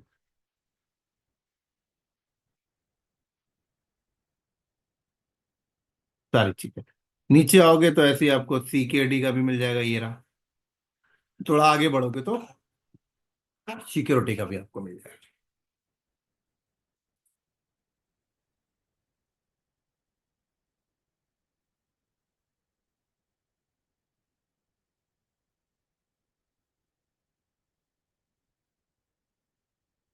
अब देखो यहां पर क्या होता है, अगर क्यूबरनेटिस की हम लोग बात करें, अब जैसे मैंने आपको बता दिया कि भाई कोई भी प्रोसेस आपको आइसोलेटेड एनवायरनमेंट में रन करना है, तो आप चाहे तो मैनुअल भी रन कर पा रहे हैं, रन सी कमांड से, है ना। आप कंटेनर रन टाइम इंजन को भी दे पा रहे हैं, क्या कंटेनर रन टाइम इंजन को भी दे के कर पा रहे हैं ना, डॉकर को भी दे के कर पा रहे हैं हम लोग, है ना। आप kubectl को भी दे के कर सकते हैं, बोले तो क्यूबरनेटिस क्लस्टर को, ठीक है। अब इनमें फर्क क्या है देखो, आप मैनुअल कर रहे हैं तो आपने बनाया सारी कॉन्फ़िगरेशन करके, आप कंटेनर रन टाइम को देते हैं तो उस प्रोसेस का कोई हाई अवेलेबिलिटी नहीं। कोई हाई, अगर आप मैनुअल करें या फिर रन टाइम इंजन को दें और आपका प्रोसेस यहाँ चल रहा है, उस प्रोसेस की कोई हाई अवेलेबिलिटी नहीं है। हाई अवेलेबिलिटी का मतलब क्या हुआ कि उस प्रोसेस पे अगर बहुत ज्यादा लोड आ जाए तो क्या वो हैंडल कर पाएगा, क्या उसकी स्केलिंग हो पाएगी, क्या वो प्रोसेस अगर डाउन हो जाए तो रिक्रिएट होगा ऑटोमेटिक, क्या उस प्रोसेस को अलग से स्टोरेज चाहिए तो मिलेगा। सवाल उठता है, क्या उस प्रोसेस को कोई अटैक कर ले तो अटैक से बचाया जा सकता है, सवाल उठता है। तो ये सारी जो चीजें हैं अगर हमें चाहिए, और डेफिनेटली ये कंपनी के अंदर चाहिए ही चाहिए, नहीं तो कंपनी के अंदर हैकर तो ऐसे बैठे रहते हैं कि पूरा OS तो छोड़ो, एक प्रोसेस को भी हैक करके वो पूरे सिस्टम को क्रैश कर सकते हैं। लिनक्स के अंदर कैपेबिलिटीज का नाम सुना होगा, कोई नहीं। तो मैं आपको जस्ट नॉलेज के लिए बता देता हूँ, प्रोसेस के पास, कोई प्रोसेस जब हम लोग रन करते हैं ना, तो उस प्रोसेस को भी इतने प्रिविलेज बाय डिफॉल्ट मिले होते हैं ना, कि अगर कोई प्रोसेस को भी हैक कर लेना तो पूरे OS को क्रैक कर सकता है। तो बस क्यूबरनेटिस को इसलिए मार्केट में लाया गया कि जो प्रोसेस की प्रॉपर मैनेजमेंट हो जाए, प्रॉपर हाई अवेलेबिलिटी हो जाए, प्रॉपर ड्यूरेबिलिटी मिल जाए इसकी। तो कोई भी प्रोसेस रन करना है तो ऑर्डर आप क्यूबरनेटिस को दीजिए, प्रोडक्शन में कहा जाता है। और क्यूबरनेटिस कहता है कि मेरे को ऑर्डर देने से पहले मेरे गाइडलाइंस को फॉलो करिए। क्या मेरे गाइडलाइंस को फॉलो करिए।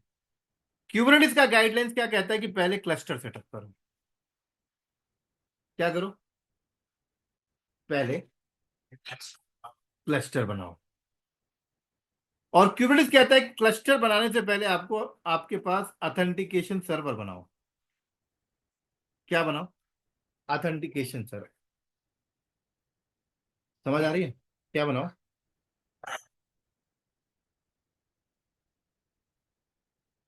ऑथेंटिकेशन सर्वर बनाओ।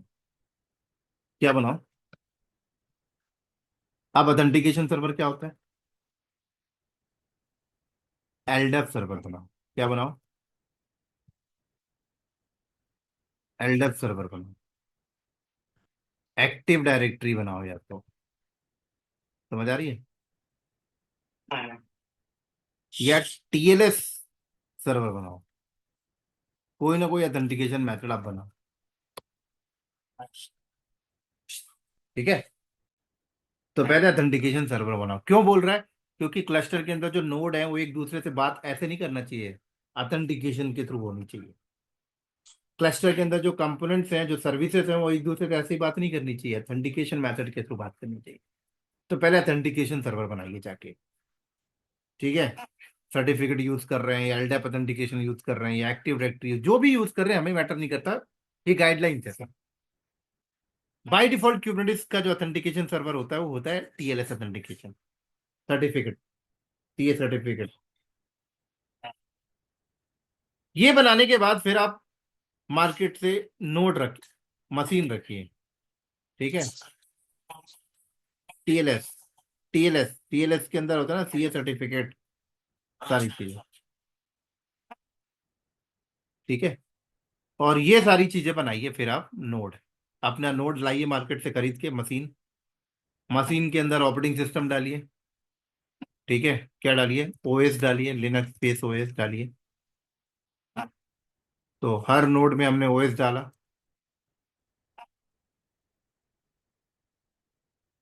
लिनक्स ओएस, यहाँ पर भी डाला हमने ओएस लिनक्स। क्लस्टर के लिए। ठीक है।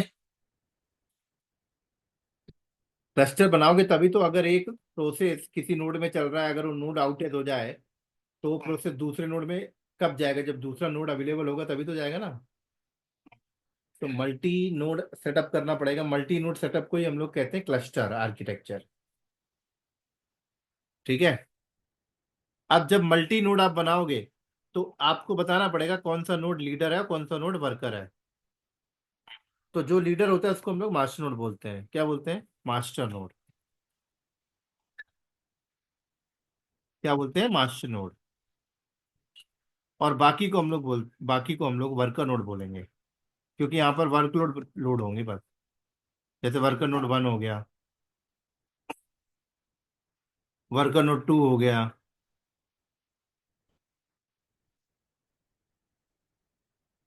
ठीक है। वर्कर नोड 3 हो गया। ये हो गया। ठीक है। अब हमें आप, हाँ ये हार्डवेयर है, बस हार्डवेयर। उसके बाद, इतना करने के बाद आपको एक और भी काम करना पड़ेगा, इन सबकी फिजिकल नेटवर्किंग करनी पड़ेगी। क्या करनी पड़ेगी? फिजिकल नेटवर्किंग करनी पड़ेगी।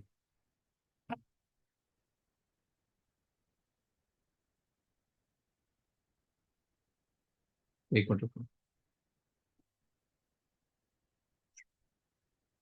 फिजिकल नेटवर्किंग के लिए फिर वो नेटवर्किंग की टीम को उठा के लाओ। उनको बताओ भाई स्विच लगा, राउटर लगा, फायरवॉल लगा, आईएसपी से कनेक्शन ले, इंटरनेट सर्विस प्रोवाइडर से, सब करवाना पड़ेगा। पीछे नहीं करवाना पड़ेगा। तो नेटवर्किंग टीम को हायर करो, वो करेगी यहाँ पर। अब वो बताएगी कि इस नोड को कौन से स्विच से कनेक्ट करना है, वो जैसा बोलेगी वैसा करते जाना है। ठीक है। तो फिजिकल नेटवर्किंग ऊपर लग चुकी है। अब यहाँ पर क्या करना पड़ेगा? अब आपको जो नोड है उन नोड की हार्डवेयर कॉन्फ़िगरेशन आपको पता होना चाहिए।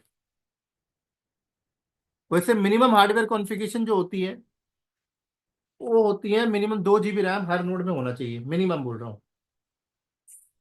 क्या? 2 GB रैम, है ना? 2 GB रैम होनी चाहिए, 2 कोर सीपीयू होना चाहिए, और 10 GB फ्री स्पेस डिस्क होनी चाहिए। मतलब ऑपरेटिंग सिस्टम लोड होने के बाद 10 GB का स्पेस फ्री होना चाहिए, ठीक है। और मैक्सिमम डिपेंड करता है आपकी एप्लीकेशन के लोड के अकॉर्डिंग।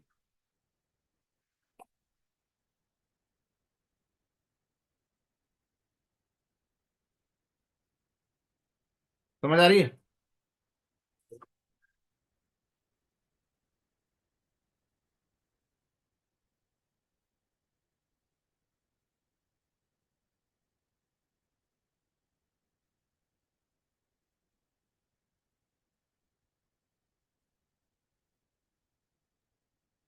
मैक्सिमम आपके एप्लीकेशन के लोड के अकॉर्डिंग डिपेंड करता है, ठीक है। आपका एप्लीकेशन किस टाइप का है।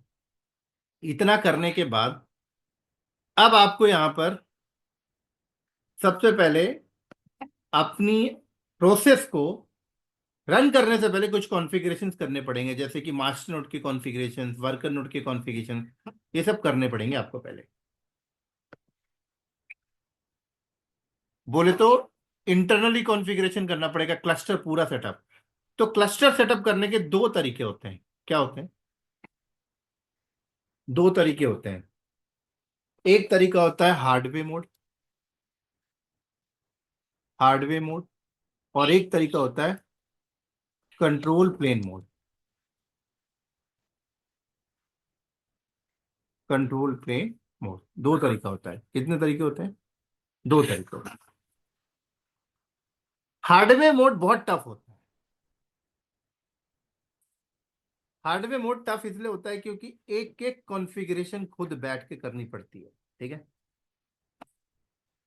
आपस में चीजों को इंटीग्रेट करना, जैसे आप ओपन स्टैक कॉन्फ़िगरेशन किए होगे आप पहले, कभी तो मैनुअल भी होता है, ऑटोमेशन भी होता है ना।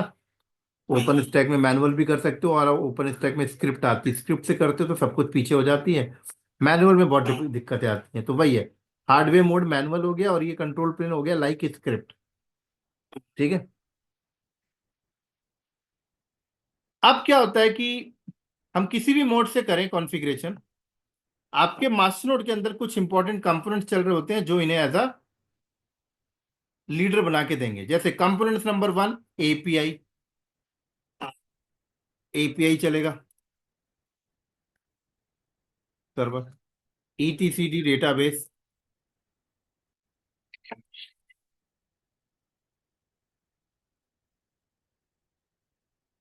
ठीक है। शेड्यूलर, जगह नहीं, यहाँ लिख देता हूँ। कंट्रोल प्लेन, कंट्रोलर मैनेजर,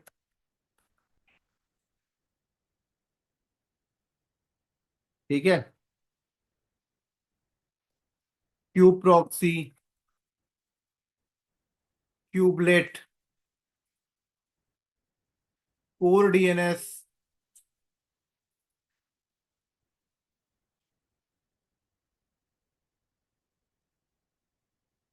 तो ये कंपोनेंट मास्टर नोड पे चलते हैं। कंटेनर रन टाइम इंजन, जैसे कंटेनर डी। ऐसी हर वर्कर नोड पे आपको चलानी पड़ेंगी। Cube proxy, kubelet, container D,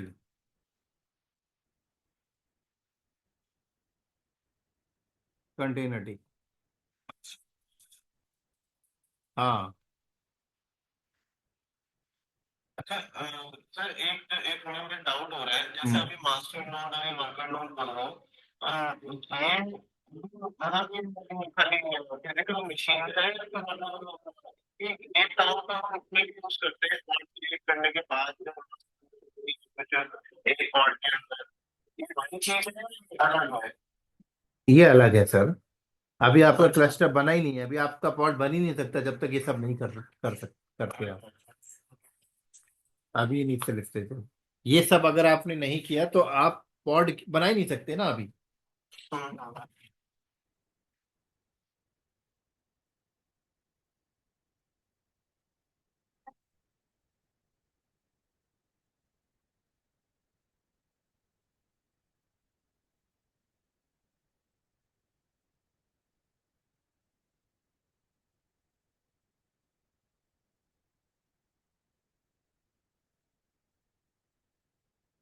ठीक है।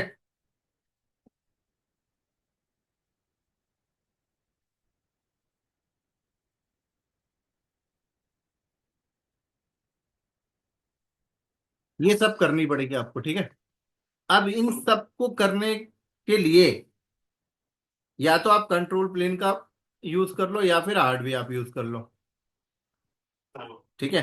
हार्डवेयर आप यूज करते तो हर चीज आपको मैनुअल बनाना पड़ेगा, इनका ऑथेंटिकेशन कॉन्फ़िगरेशन सेटअप करनी पड़ेगी। और कंट्रोल प्लेन यूज करते हो तो आपको आपको अपने नोड में पहले ये डालना पड़ेगा, क्यूब एडीएम डालना पड़ेगा, क्यूब एडीएम का पैकेज डालना पड़ेगा, ठीक है। क्या डालना पड़ेगा? क्यूब एडीएम का पैकेज। और क्यूब एडीएम का पैकेज डाल के आप कमांड रन करते हो, क्यूब एडीएम इनिट, तो ये अपने आप सब कर देगा मास्टर नोड में, अच्छा, ये सारी चीजें क्रिएट कर देगा। सारी चीजें क्रिएट कर देगा। हम्म। सर इसमें हम कुछ कहना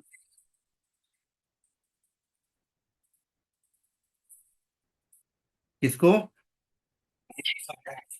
नहीं, मिनिमम मिनिमम कॉन्फ़िगरेशन तो ये रखनी पड़ेगी ना सर, नहीं तो लेगा ही नहीं, चलेगा ही नहीं। और मिनिमम कॉन्फ़िगरेशन अगर नोड पे ही नहीं रहेगी तो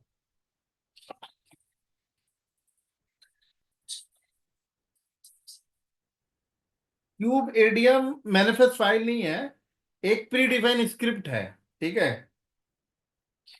उस पे आप आर्गुमेंट दे सकते हो कि भाई ये उठा लेना, वो उठा लेगा, नहीं तो डिफॉल्ट कर देगा वो। आर्गुमेंट लाइक, जैसे कि मैं बोल सकता हूं कि भाई मेरा पॉड जो बनेगा उसकी नेटवर्किंग क्या होनी चाहिए, सीआईडीआर वैल्यू, ठीक है। जो सर्विस बनती है अंदर जाके उसकी सीआईडीआर वैल्यू क्या होनी चाहिए। तो बहुत सारी एक्स्ट्रा आर्गुमेंट है जो मैं दे सकता हूँ क्यूबीडीएम को, नहीं तो डिफॉल्ट पिक कर लेता है।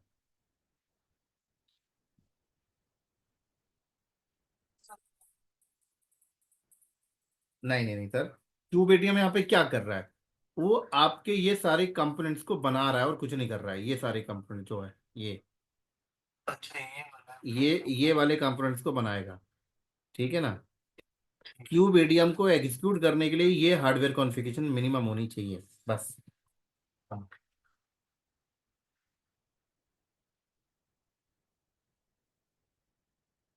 समझ आई?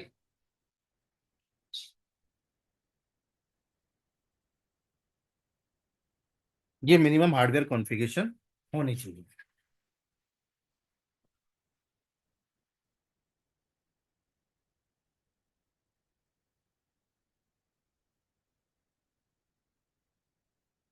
एक 5 मिनट का ब्रेक लेते हैं, ठीक है।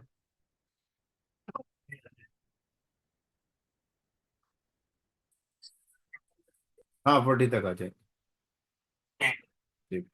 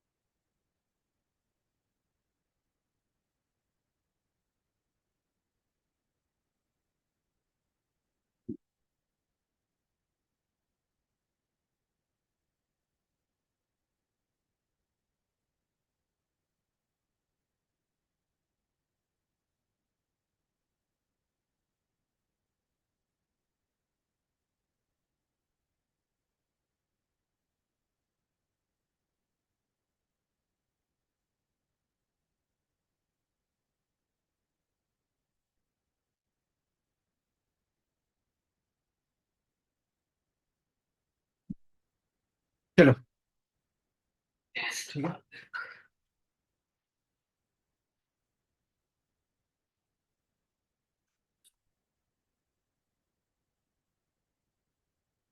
ठीक है, तो अब समझते हैं यहाँ पर कि मास्टरनोड में ये जो कंपोनेंट्स हैं, ठीक है, इनका रोल क्या है।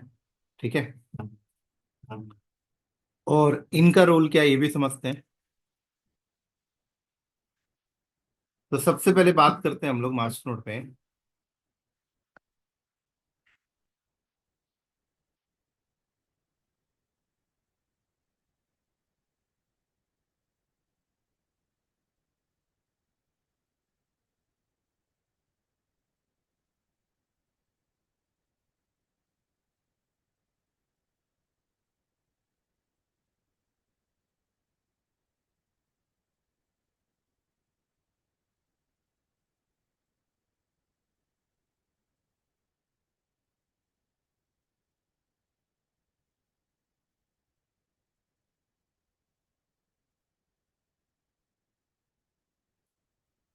देखो, मेरा ये क्लस्टर रेडी टू मूव, ठीक है। इसमें देखो मेरे सारे कंपोनेंट चल रहे हैं, ये चल रहे हैं मेरे सारे कंपोनेंट, ठीक है, मास्टरनोड में। एपीआई और शेड्यूलर, ठीक है, कंट्रोलर, डेटाबेस, और ये कंट्रोलर, ठीक है। मैं एपीआई को इंस्ट्रक्शन, एपीआई को ऑर्डर कैसे देता हूं? मैं एपीआई को ऑर्डर देता हूं क्यूब सीटीएल कमांड के थ्रू, ठीक है। क्यूब सीटीएल क्या है? क्यूब सीटीएल एक यूटिलिटी टूल है जिससे आप एपीआई को इंस्ट्रक्शन पास करके देते हो, बस। एपीआई को इंस्ट्रक्शन देने के लिए जरूरी नहीं कि हम क्यूब सीटीएल का इस्तेमाल करें, हम डायरेक्ट भी इंस्ट्रक्शन दे सकते हैं, हम किसी प्रोग्रामिंग लैंग्वेज से भी दे सकते हैं, ठीक है। लेकिन क्यूबरनेटिस वालों ने डिजाइन किया है क्यूब सीटीएल कमांड कि आप क्यूब सीटीएल कमांड से एपीआई को इंस्ट्रक्शन पास करिए। क्या क्या इंस्ट्रक्शन दे सकते हैं हेल्प कमांड से आप देख सकते हैं, देख सकते हैं क्रिएट का, एक्सपोज का, रन का, सारी चीजें। तो जब भी हम लोग कमांड अगर रन करते हैं यहां पर, kube CTL run test hyphen hyphen image equal to nginx, तो सबसे पहले आपकी जो रिक्वेस्ट है वो किसके पास जाती है? सबसे पहले रिक्वेस्ट दूसरे टैब में मैं गया और यहां पर मैंने कमांड रन किया kube CTL get pod hyphen O hyphen N kube hyphen system. सबसे पहले हमारी रिक्वेस्ट जाती है एपीआई के पास, और एपीआई के पास जाने के बाद सब ऑथेंटिकेशन चेक होता है कि ऑथेंटिकेशन में चेक होता है कि आप वैलिड हो या नहीं हो, आप आईडी पासवर्ड लेके आ रहे हो अपने साथ, नहीं लेके आ रहे हो। ऑथेंटिकेशन के बाद फिर एथोराइजेशन चेक होता है कि आपके पास क्या परमिशन है, क्या परमिशन नहीं है, क्या रिसोर्स बना सकते हो, क्या रिसोर्स नहीं बना सकते हो, लाइक। इसको चेक होने के बाद फिर एडमिशन कंट्रोल चेक होता है। एडमिशन कंट्रोलर एक एक्स्ट्रा लेयर है परमिशन का, ठीक है, ऑप्शनल है बट ये। तो एडमिशन कंट्रोलर चेक करता है कि कोई एक्स्ट्रा परमिशन तो नहीं डिफाइन कर रखी है। जैसे फॉर एग्जांपल मैंने इमेज वैलिडेशन लगा रखा है कि जो भी इमेज हम यूज कर रहे हैं उस इमेज को वेरीफाई करने के लिए थर्ड पार्टी टूल के पास जाइए पहले, ठीक है। तो जैसे हमने ये इमेज दे रखा है, तो ये इमेज अगर हमने एडमिशन कंट्रोलर ऑप्शनल होता है, मैंडेटरी नहीं है। अगर एडमिशन कंट्रोलर बंद है तब तो ये सीधे ऑथेंटिकेशन एथोराइजेशन और जाके डेटाबेस के पास एपीआई इसकी रिक्वेस्ट को एक्सेप्ट कर लेगा और एक्सेप्ट करके डेटाबेस के पास सेव करवा देगा, ठीक है। अगर एडमिशन कंट्रोल लगा रखा है तो एडमिशन कंट्रोल मैंने बता रखा है कि इस इमेज को पहले वैलिडेट करिए, ये राइट है या गलत है, तब ऑथेंटिकेशन, फिर एथोराइजेशन, फिर एडमिशन कंट्रोलर के पास जाकर चेक करेगा। ऐसे बहुत सारे एडमिशन कंट्रोल में पॉलिसीज होती हैं जो सिक्योरिटी का पार्ट होता है, हालांकि सीके में नहीं हम लोग डिस्कस करना है, मैं दिखा देता हूं फिर भी। एडमिशन कंट्रोलर,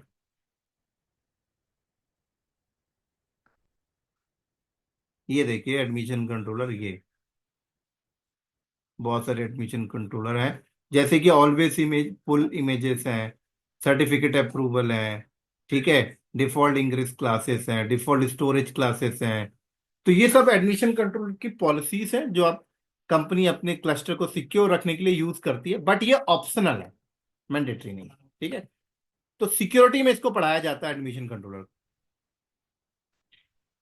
तो यहाँ पर क्या क्या हो रहा है, ऑथेंटिकेशन चेक, एथोराइजेशन चेक, अगर एडमिशन कंट्रोलर इनेबल है तो एडमिशन कंट्रोलर चेक करेगा। और एडमिशन कंट्रोलर इनेबल है ये कहाँ पता लगता है, ये हम लोग अपने एपीआई में डिफाइन करते हैं। जैसे मेरी एपीआई की कॉन्फ़िगरेशन फाइल ये रखी हुई है, ये मेरी एपीआई की कॉन्फ़िगरेशन फाइल है, देखो ये मेरी एपीआई की कॉन्फ़िगरेशन फाइल है। यहाँ पर एडमिशन कंट्रोलर इनेबल है, बट एक ही पॉलिसी इनेबल है, नोड रिस्ट्रिक्शन की पास, ठीक है।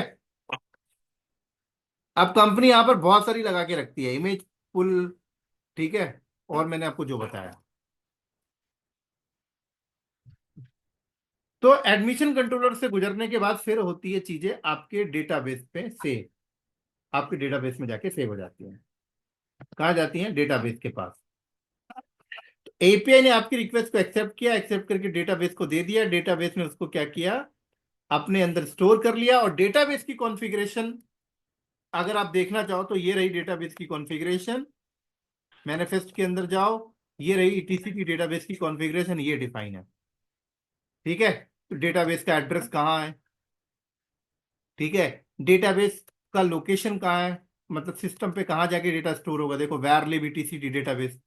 तो अभी इसी सिस्टम पे डेटाबेस चल रहा है मेरा।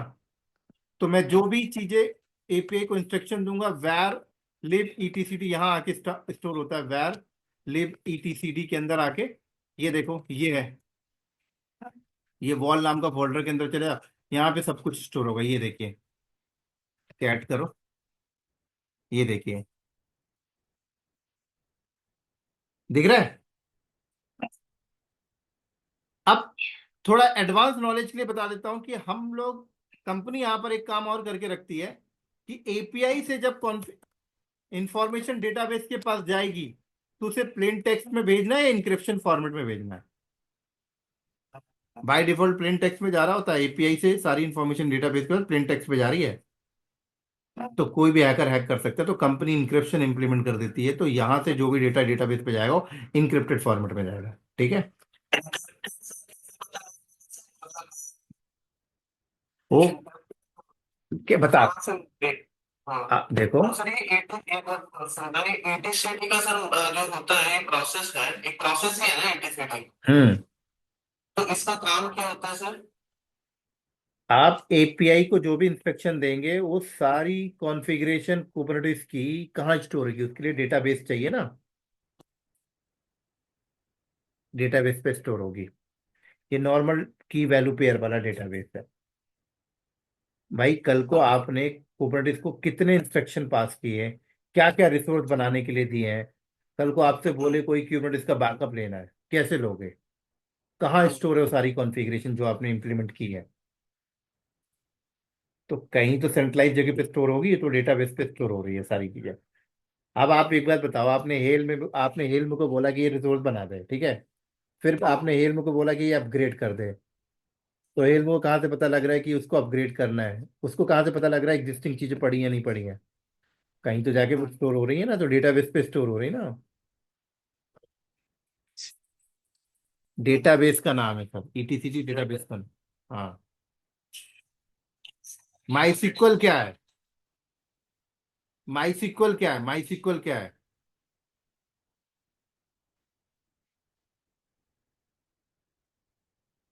हम्म,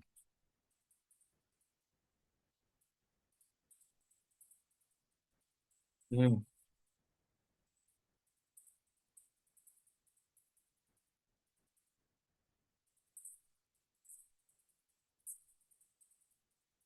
क्या बोल रहे हो, फिर से बोलना। हम्म,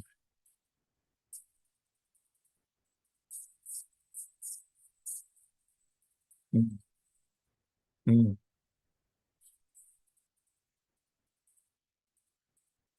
हम्म।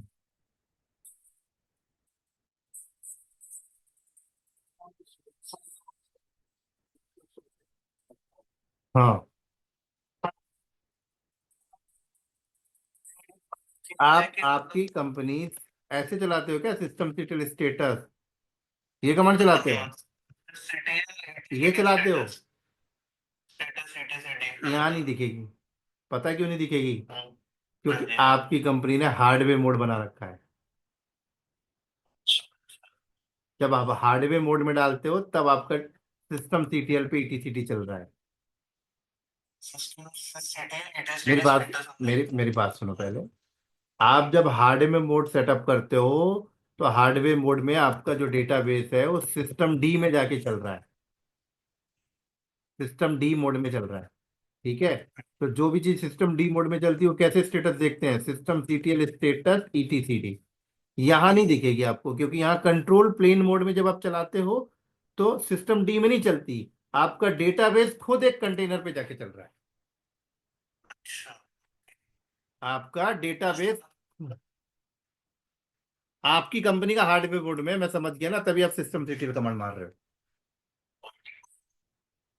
और हार्डवेयर मोड में कॉन्फ़िगरेशन करने के स्टेप्स अलग होते हैं, मैं आपको दिखा देता हूँ। हार्डवेयर मोड में अगर डेटाबेस बनाना है तो इस तरीके से बनाया जाता है, बहुत डिफिकल्ट होता है।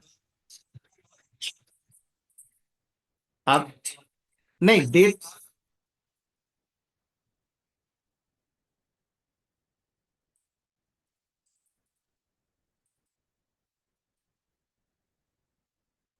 ये देखो, ये देखो, हार्डवेयर मोड में डेटाबेस ऐसे कॉन्फ़िगरेशन होता है, दिख रहा है आपको ये? दिख रहा है? कहाँ जा रहा हूँ मैं? ईटी सीडी की सर्विस बना रहा हूँ, ये देख रहे हो? ये सर्विस हम कहाँ बनाते हैं, सिस्टम डी में ही तो जाके बनाते हैं। और यहाँ देखो, system start etcd, system CTL enable etcd, status etcd. दिख रहा है? तो आपकी कंपनी इस तरीके से बना के बैठी है, मतलब आपकी कंपनी हार्डवेयर मोड में बना के रखी है ईटीसीडी को। अब कंट्रोल प्लेन मोड में क्या होता है, कंट्रोल प्लेन में आपका डेटाबेस खुद एक कंटेनर पे चल रहा है।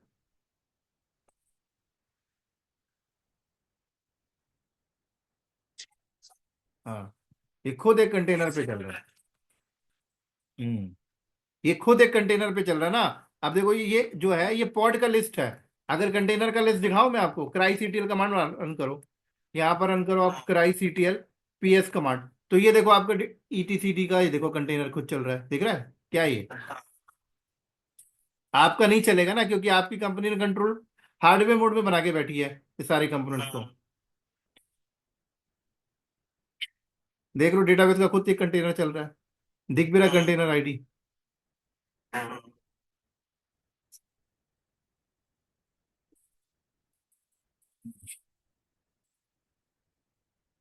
तो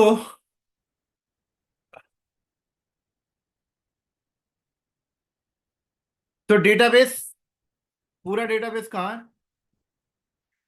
आप देखो, आपकी कंपनी हार्ड, आपका सवाल ये था इंक्रिप्शन को लेके, है ना? क्या सवाल था आपका? इंक्रिप्शन को लेके। तो जब एपीआई से रिक्वेस्ट डेटाबेस के पास जाएगी ना, तो इंक्रिप्शन मोड में जाती है। तो आप अगर हार्डवेयर मोड में भी चला रहे हो ना, तब भी इंक्रिप्शन मोड में भेजती है कंपनी, तब भी इंक्रिप्शन मोड में भेजती है। मैं नीचे दिखाता हूँ यहाँ पे इंक्रिप्शन कॉन्फ़िगर भी कैसे करते हैं।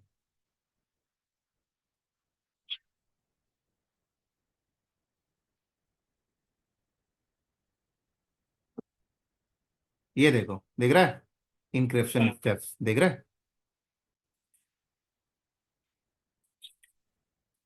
देख रहे हो इंक्रिप्शन में मूव कर रहा हूँ कहाँ पे?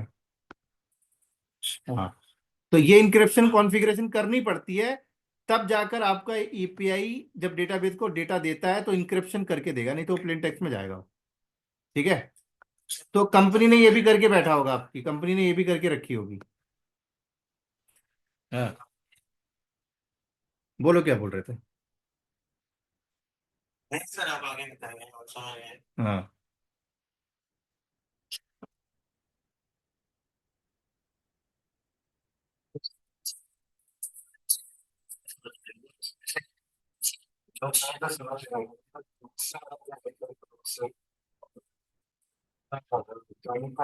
हाँ, अभी सारी चीज बताया कहाँ?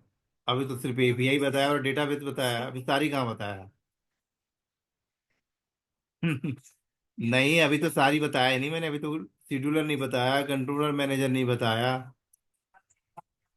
अभी तो एपीआई बताया और सिर्फ डेटाबेस बताया।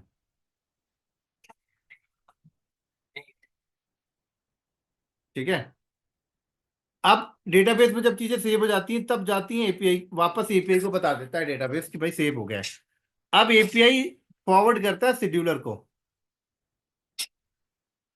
डिसीजन लेने के लिए, और शेड्यूलर डिसीजन लेता है कि कौन सा वर्कर नोड परफेक्ट है और कौन सा नहीं है। तो शेड्यूलर चेक करेगा नोड हेल्दी है या नहीं है।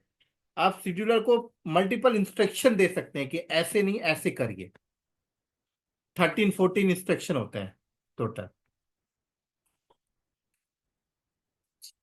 ठीक है। 13-14 इंस्ट्रक्शन होते हैं जो आप डिफाइन कर सकते हो, जैसे कि आप बोल सकते हो एपीआई शेड्यूलर को कि ये प्रोसेस वहां रन करो जहां पर एसएसडी हार्ड डिस्क हो, ये प्रोसेस वहां रन करो जहां पर 4 GB रैम खाली पड़ी हो, ये प्रोसेस वहां रन करो जहां पे रैम खाली हो। समझ आ रही है? जब आप इंस्ट्रक्शन दोगे ना तब डिफाइन करोगे।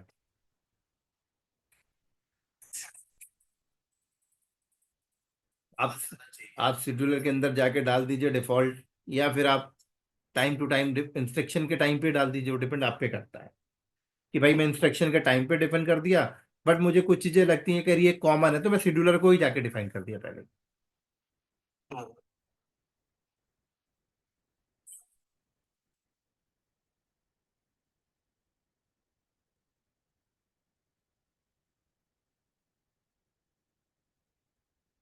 समझ आ रही है? हम्म।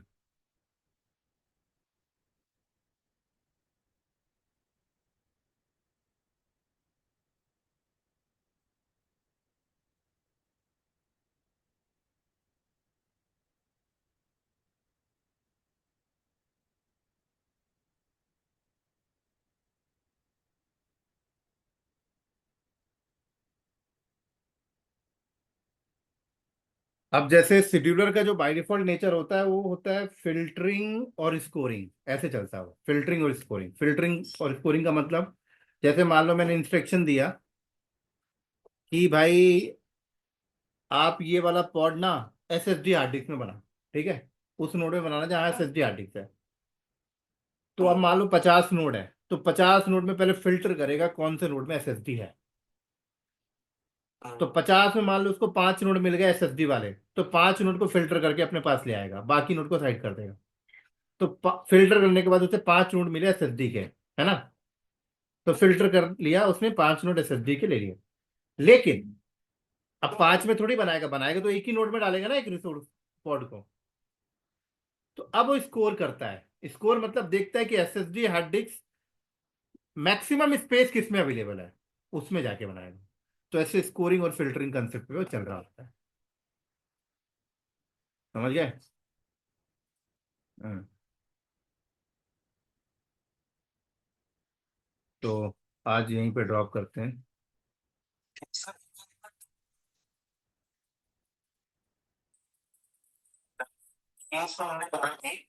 हम्म। ये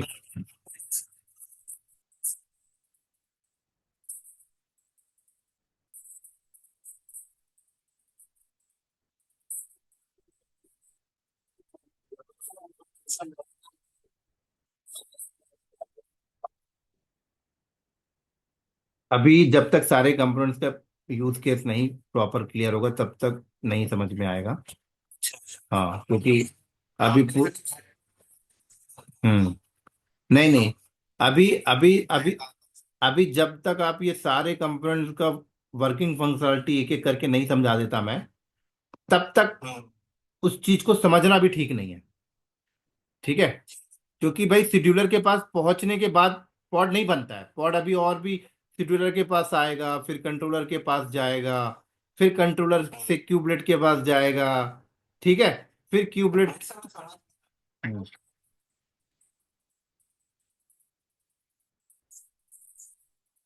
ये वाली डायग्राम, ये डायग्राम के पास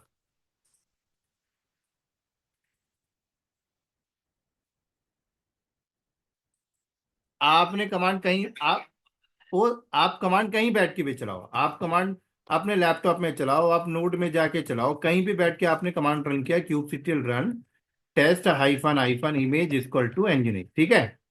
आपने ये कमांड रन किया, तो जब आपने ये कमांड रन किया, जहां पर भी आप ये कमांड बैठ के रन करोगे तो वो क्या करेगा, उस मशीन की होम डायरेक्टरी में जाएगा। कहाँ जाएगा? होम डायरेक्टरी में। होम डायरेक्टरी में डॉट क्यूब नाम का हिडन फोल्डर ढूंढेगा, उसके अंदर कॉन्फ़िग नाम की फाइल ढूंढेगा, ठीक है।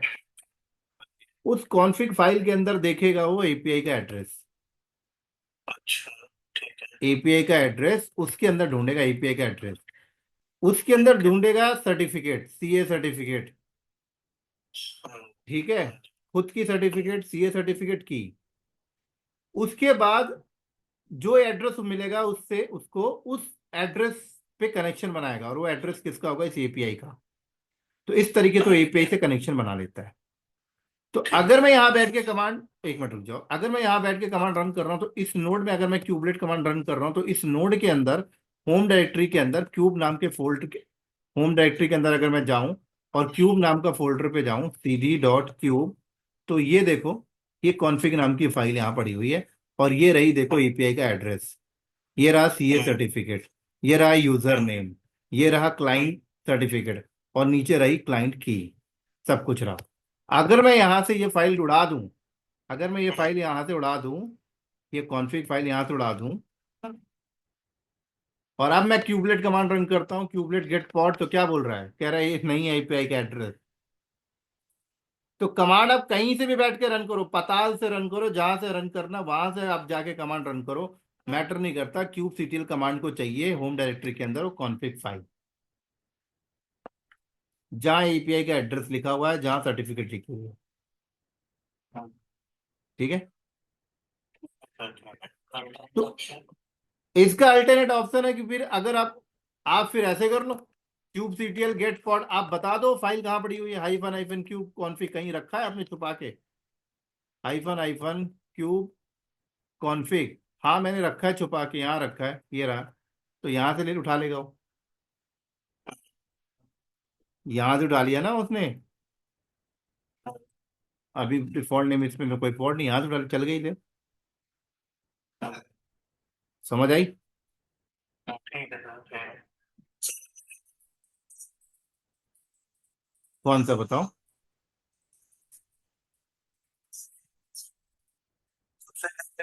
सीडी पे जाएगा, राइट? उसके बाद एपीआई का पे जाएगा। नहीं नहीं नहीं, डेटाबेस पे। क्योंकि पहले एपीआई पे आया, फिर डेटाबेस पे जाएगा। पहले एपीआई पे आया, फिर डेटाबेस पे जाएगा। डेटाबेस पहले नहीं जाएगा, पहले एपीआई पे आएगा। डेटाबेस मतलब बोलना एटलीस्ट डेटाबेस के लिए है, तो वहाँ पे हम चेक करेंगे। ईटीसीडी, डेटाबेस जो है, वो डेटाबेस को क्रिएट करेगा फिर उसको। जी बिल्कुल। ठीक है, समझ गया।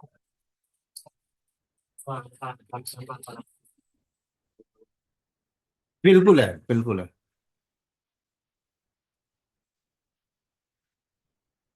वो चीजें जो है हमें अभी जानने की रिक्वायरमेंट नहीं है। हम्म।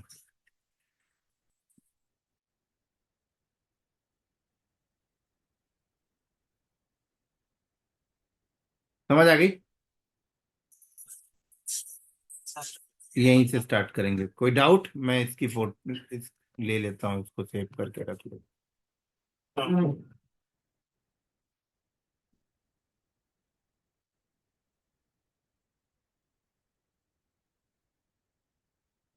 ऐसा कोई पॉइंट्स है जो समझ नहीं आया होगा? सर इसको दोबारा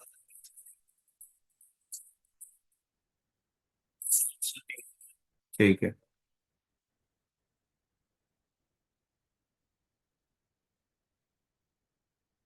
डॉकर वाला एक बार प्रेफर करना चाहेंगे कि आपको एक पॉइंट है चलो देखेंगे। ठीक है, मैं कर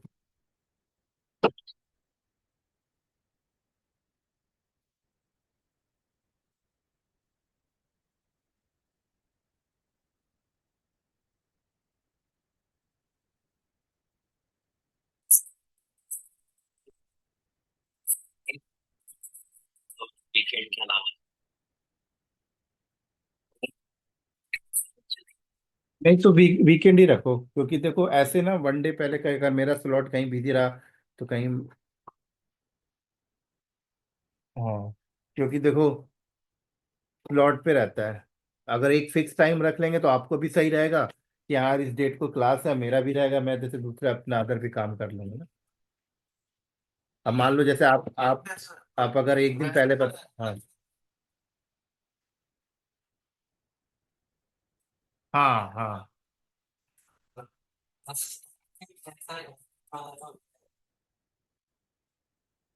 हम्म। ठीक है, ठीक है।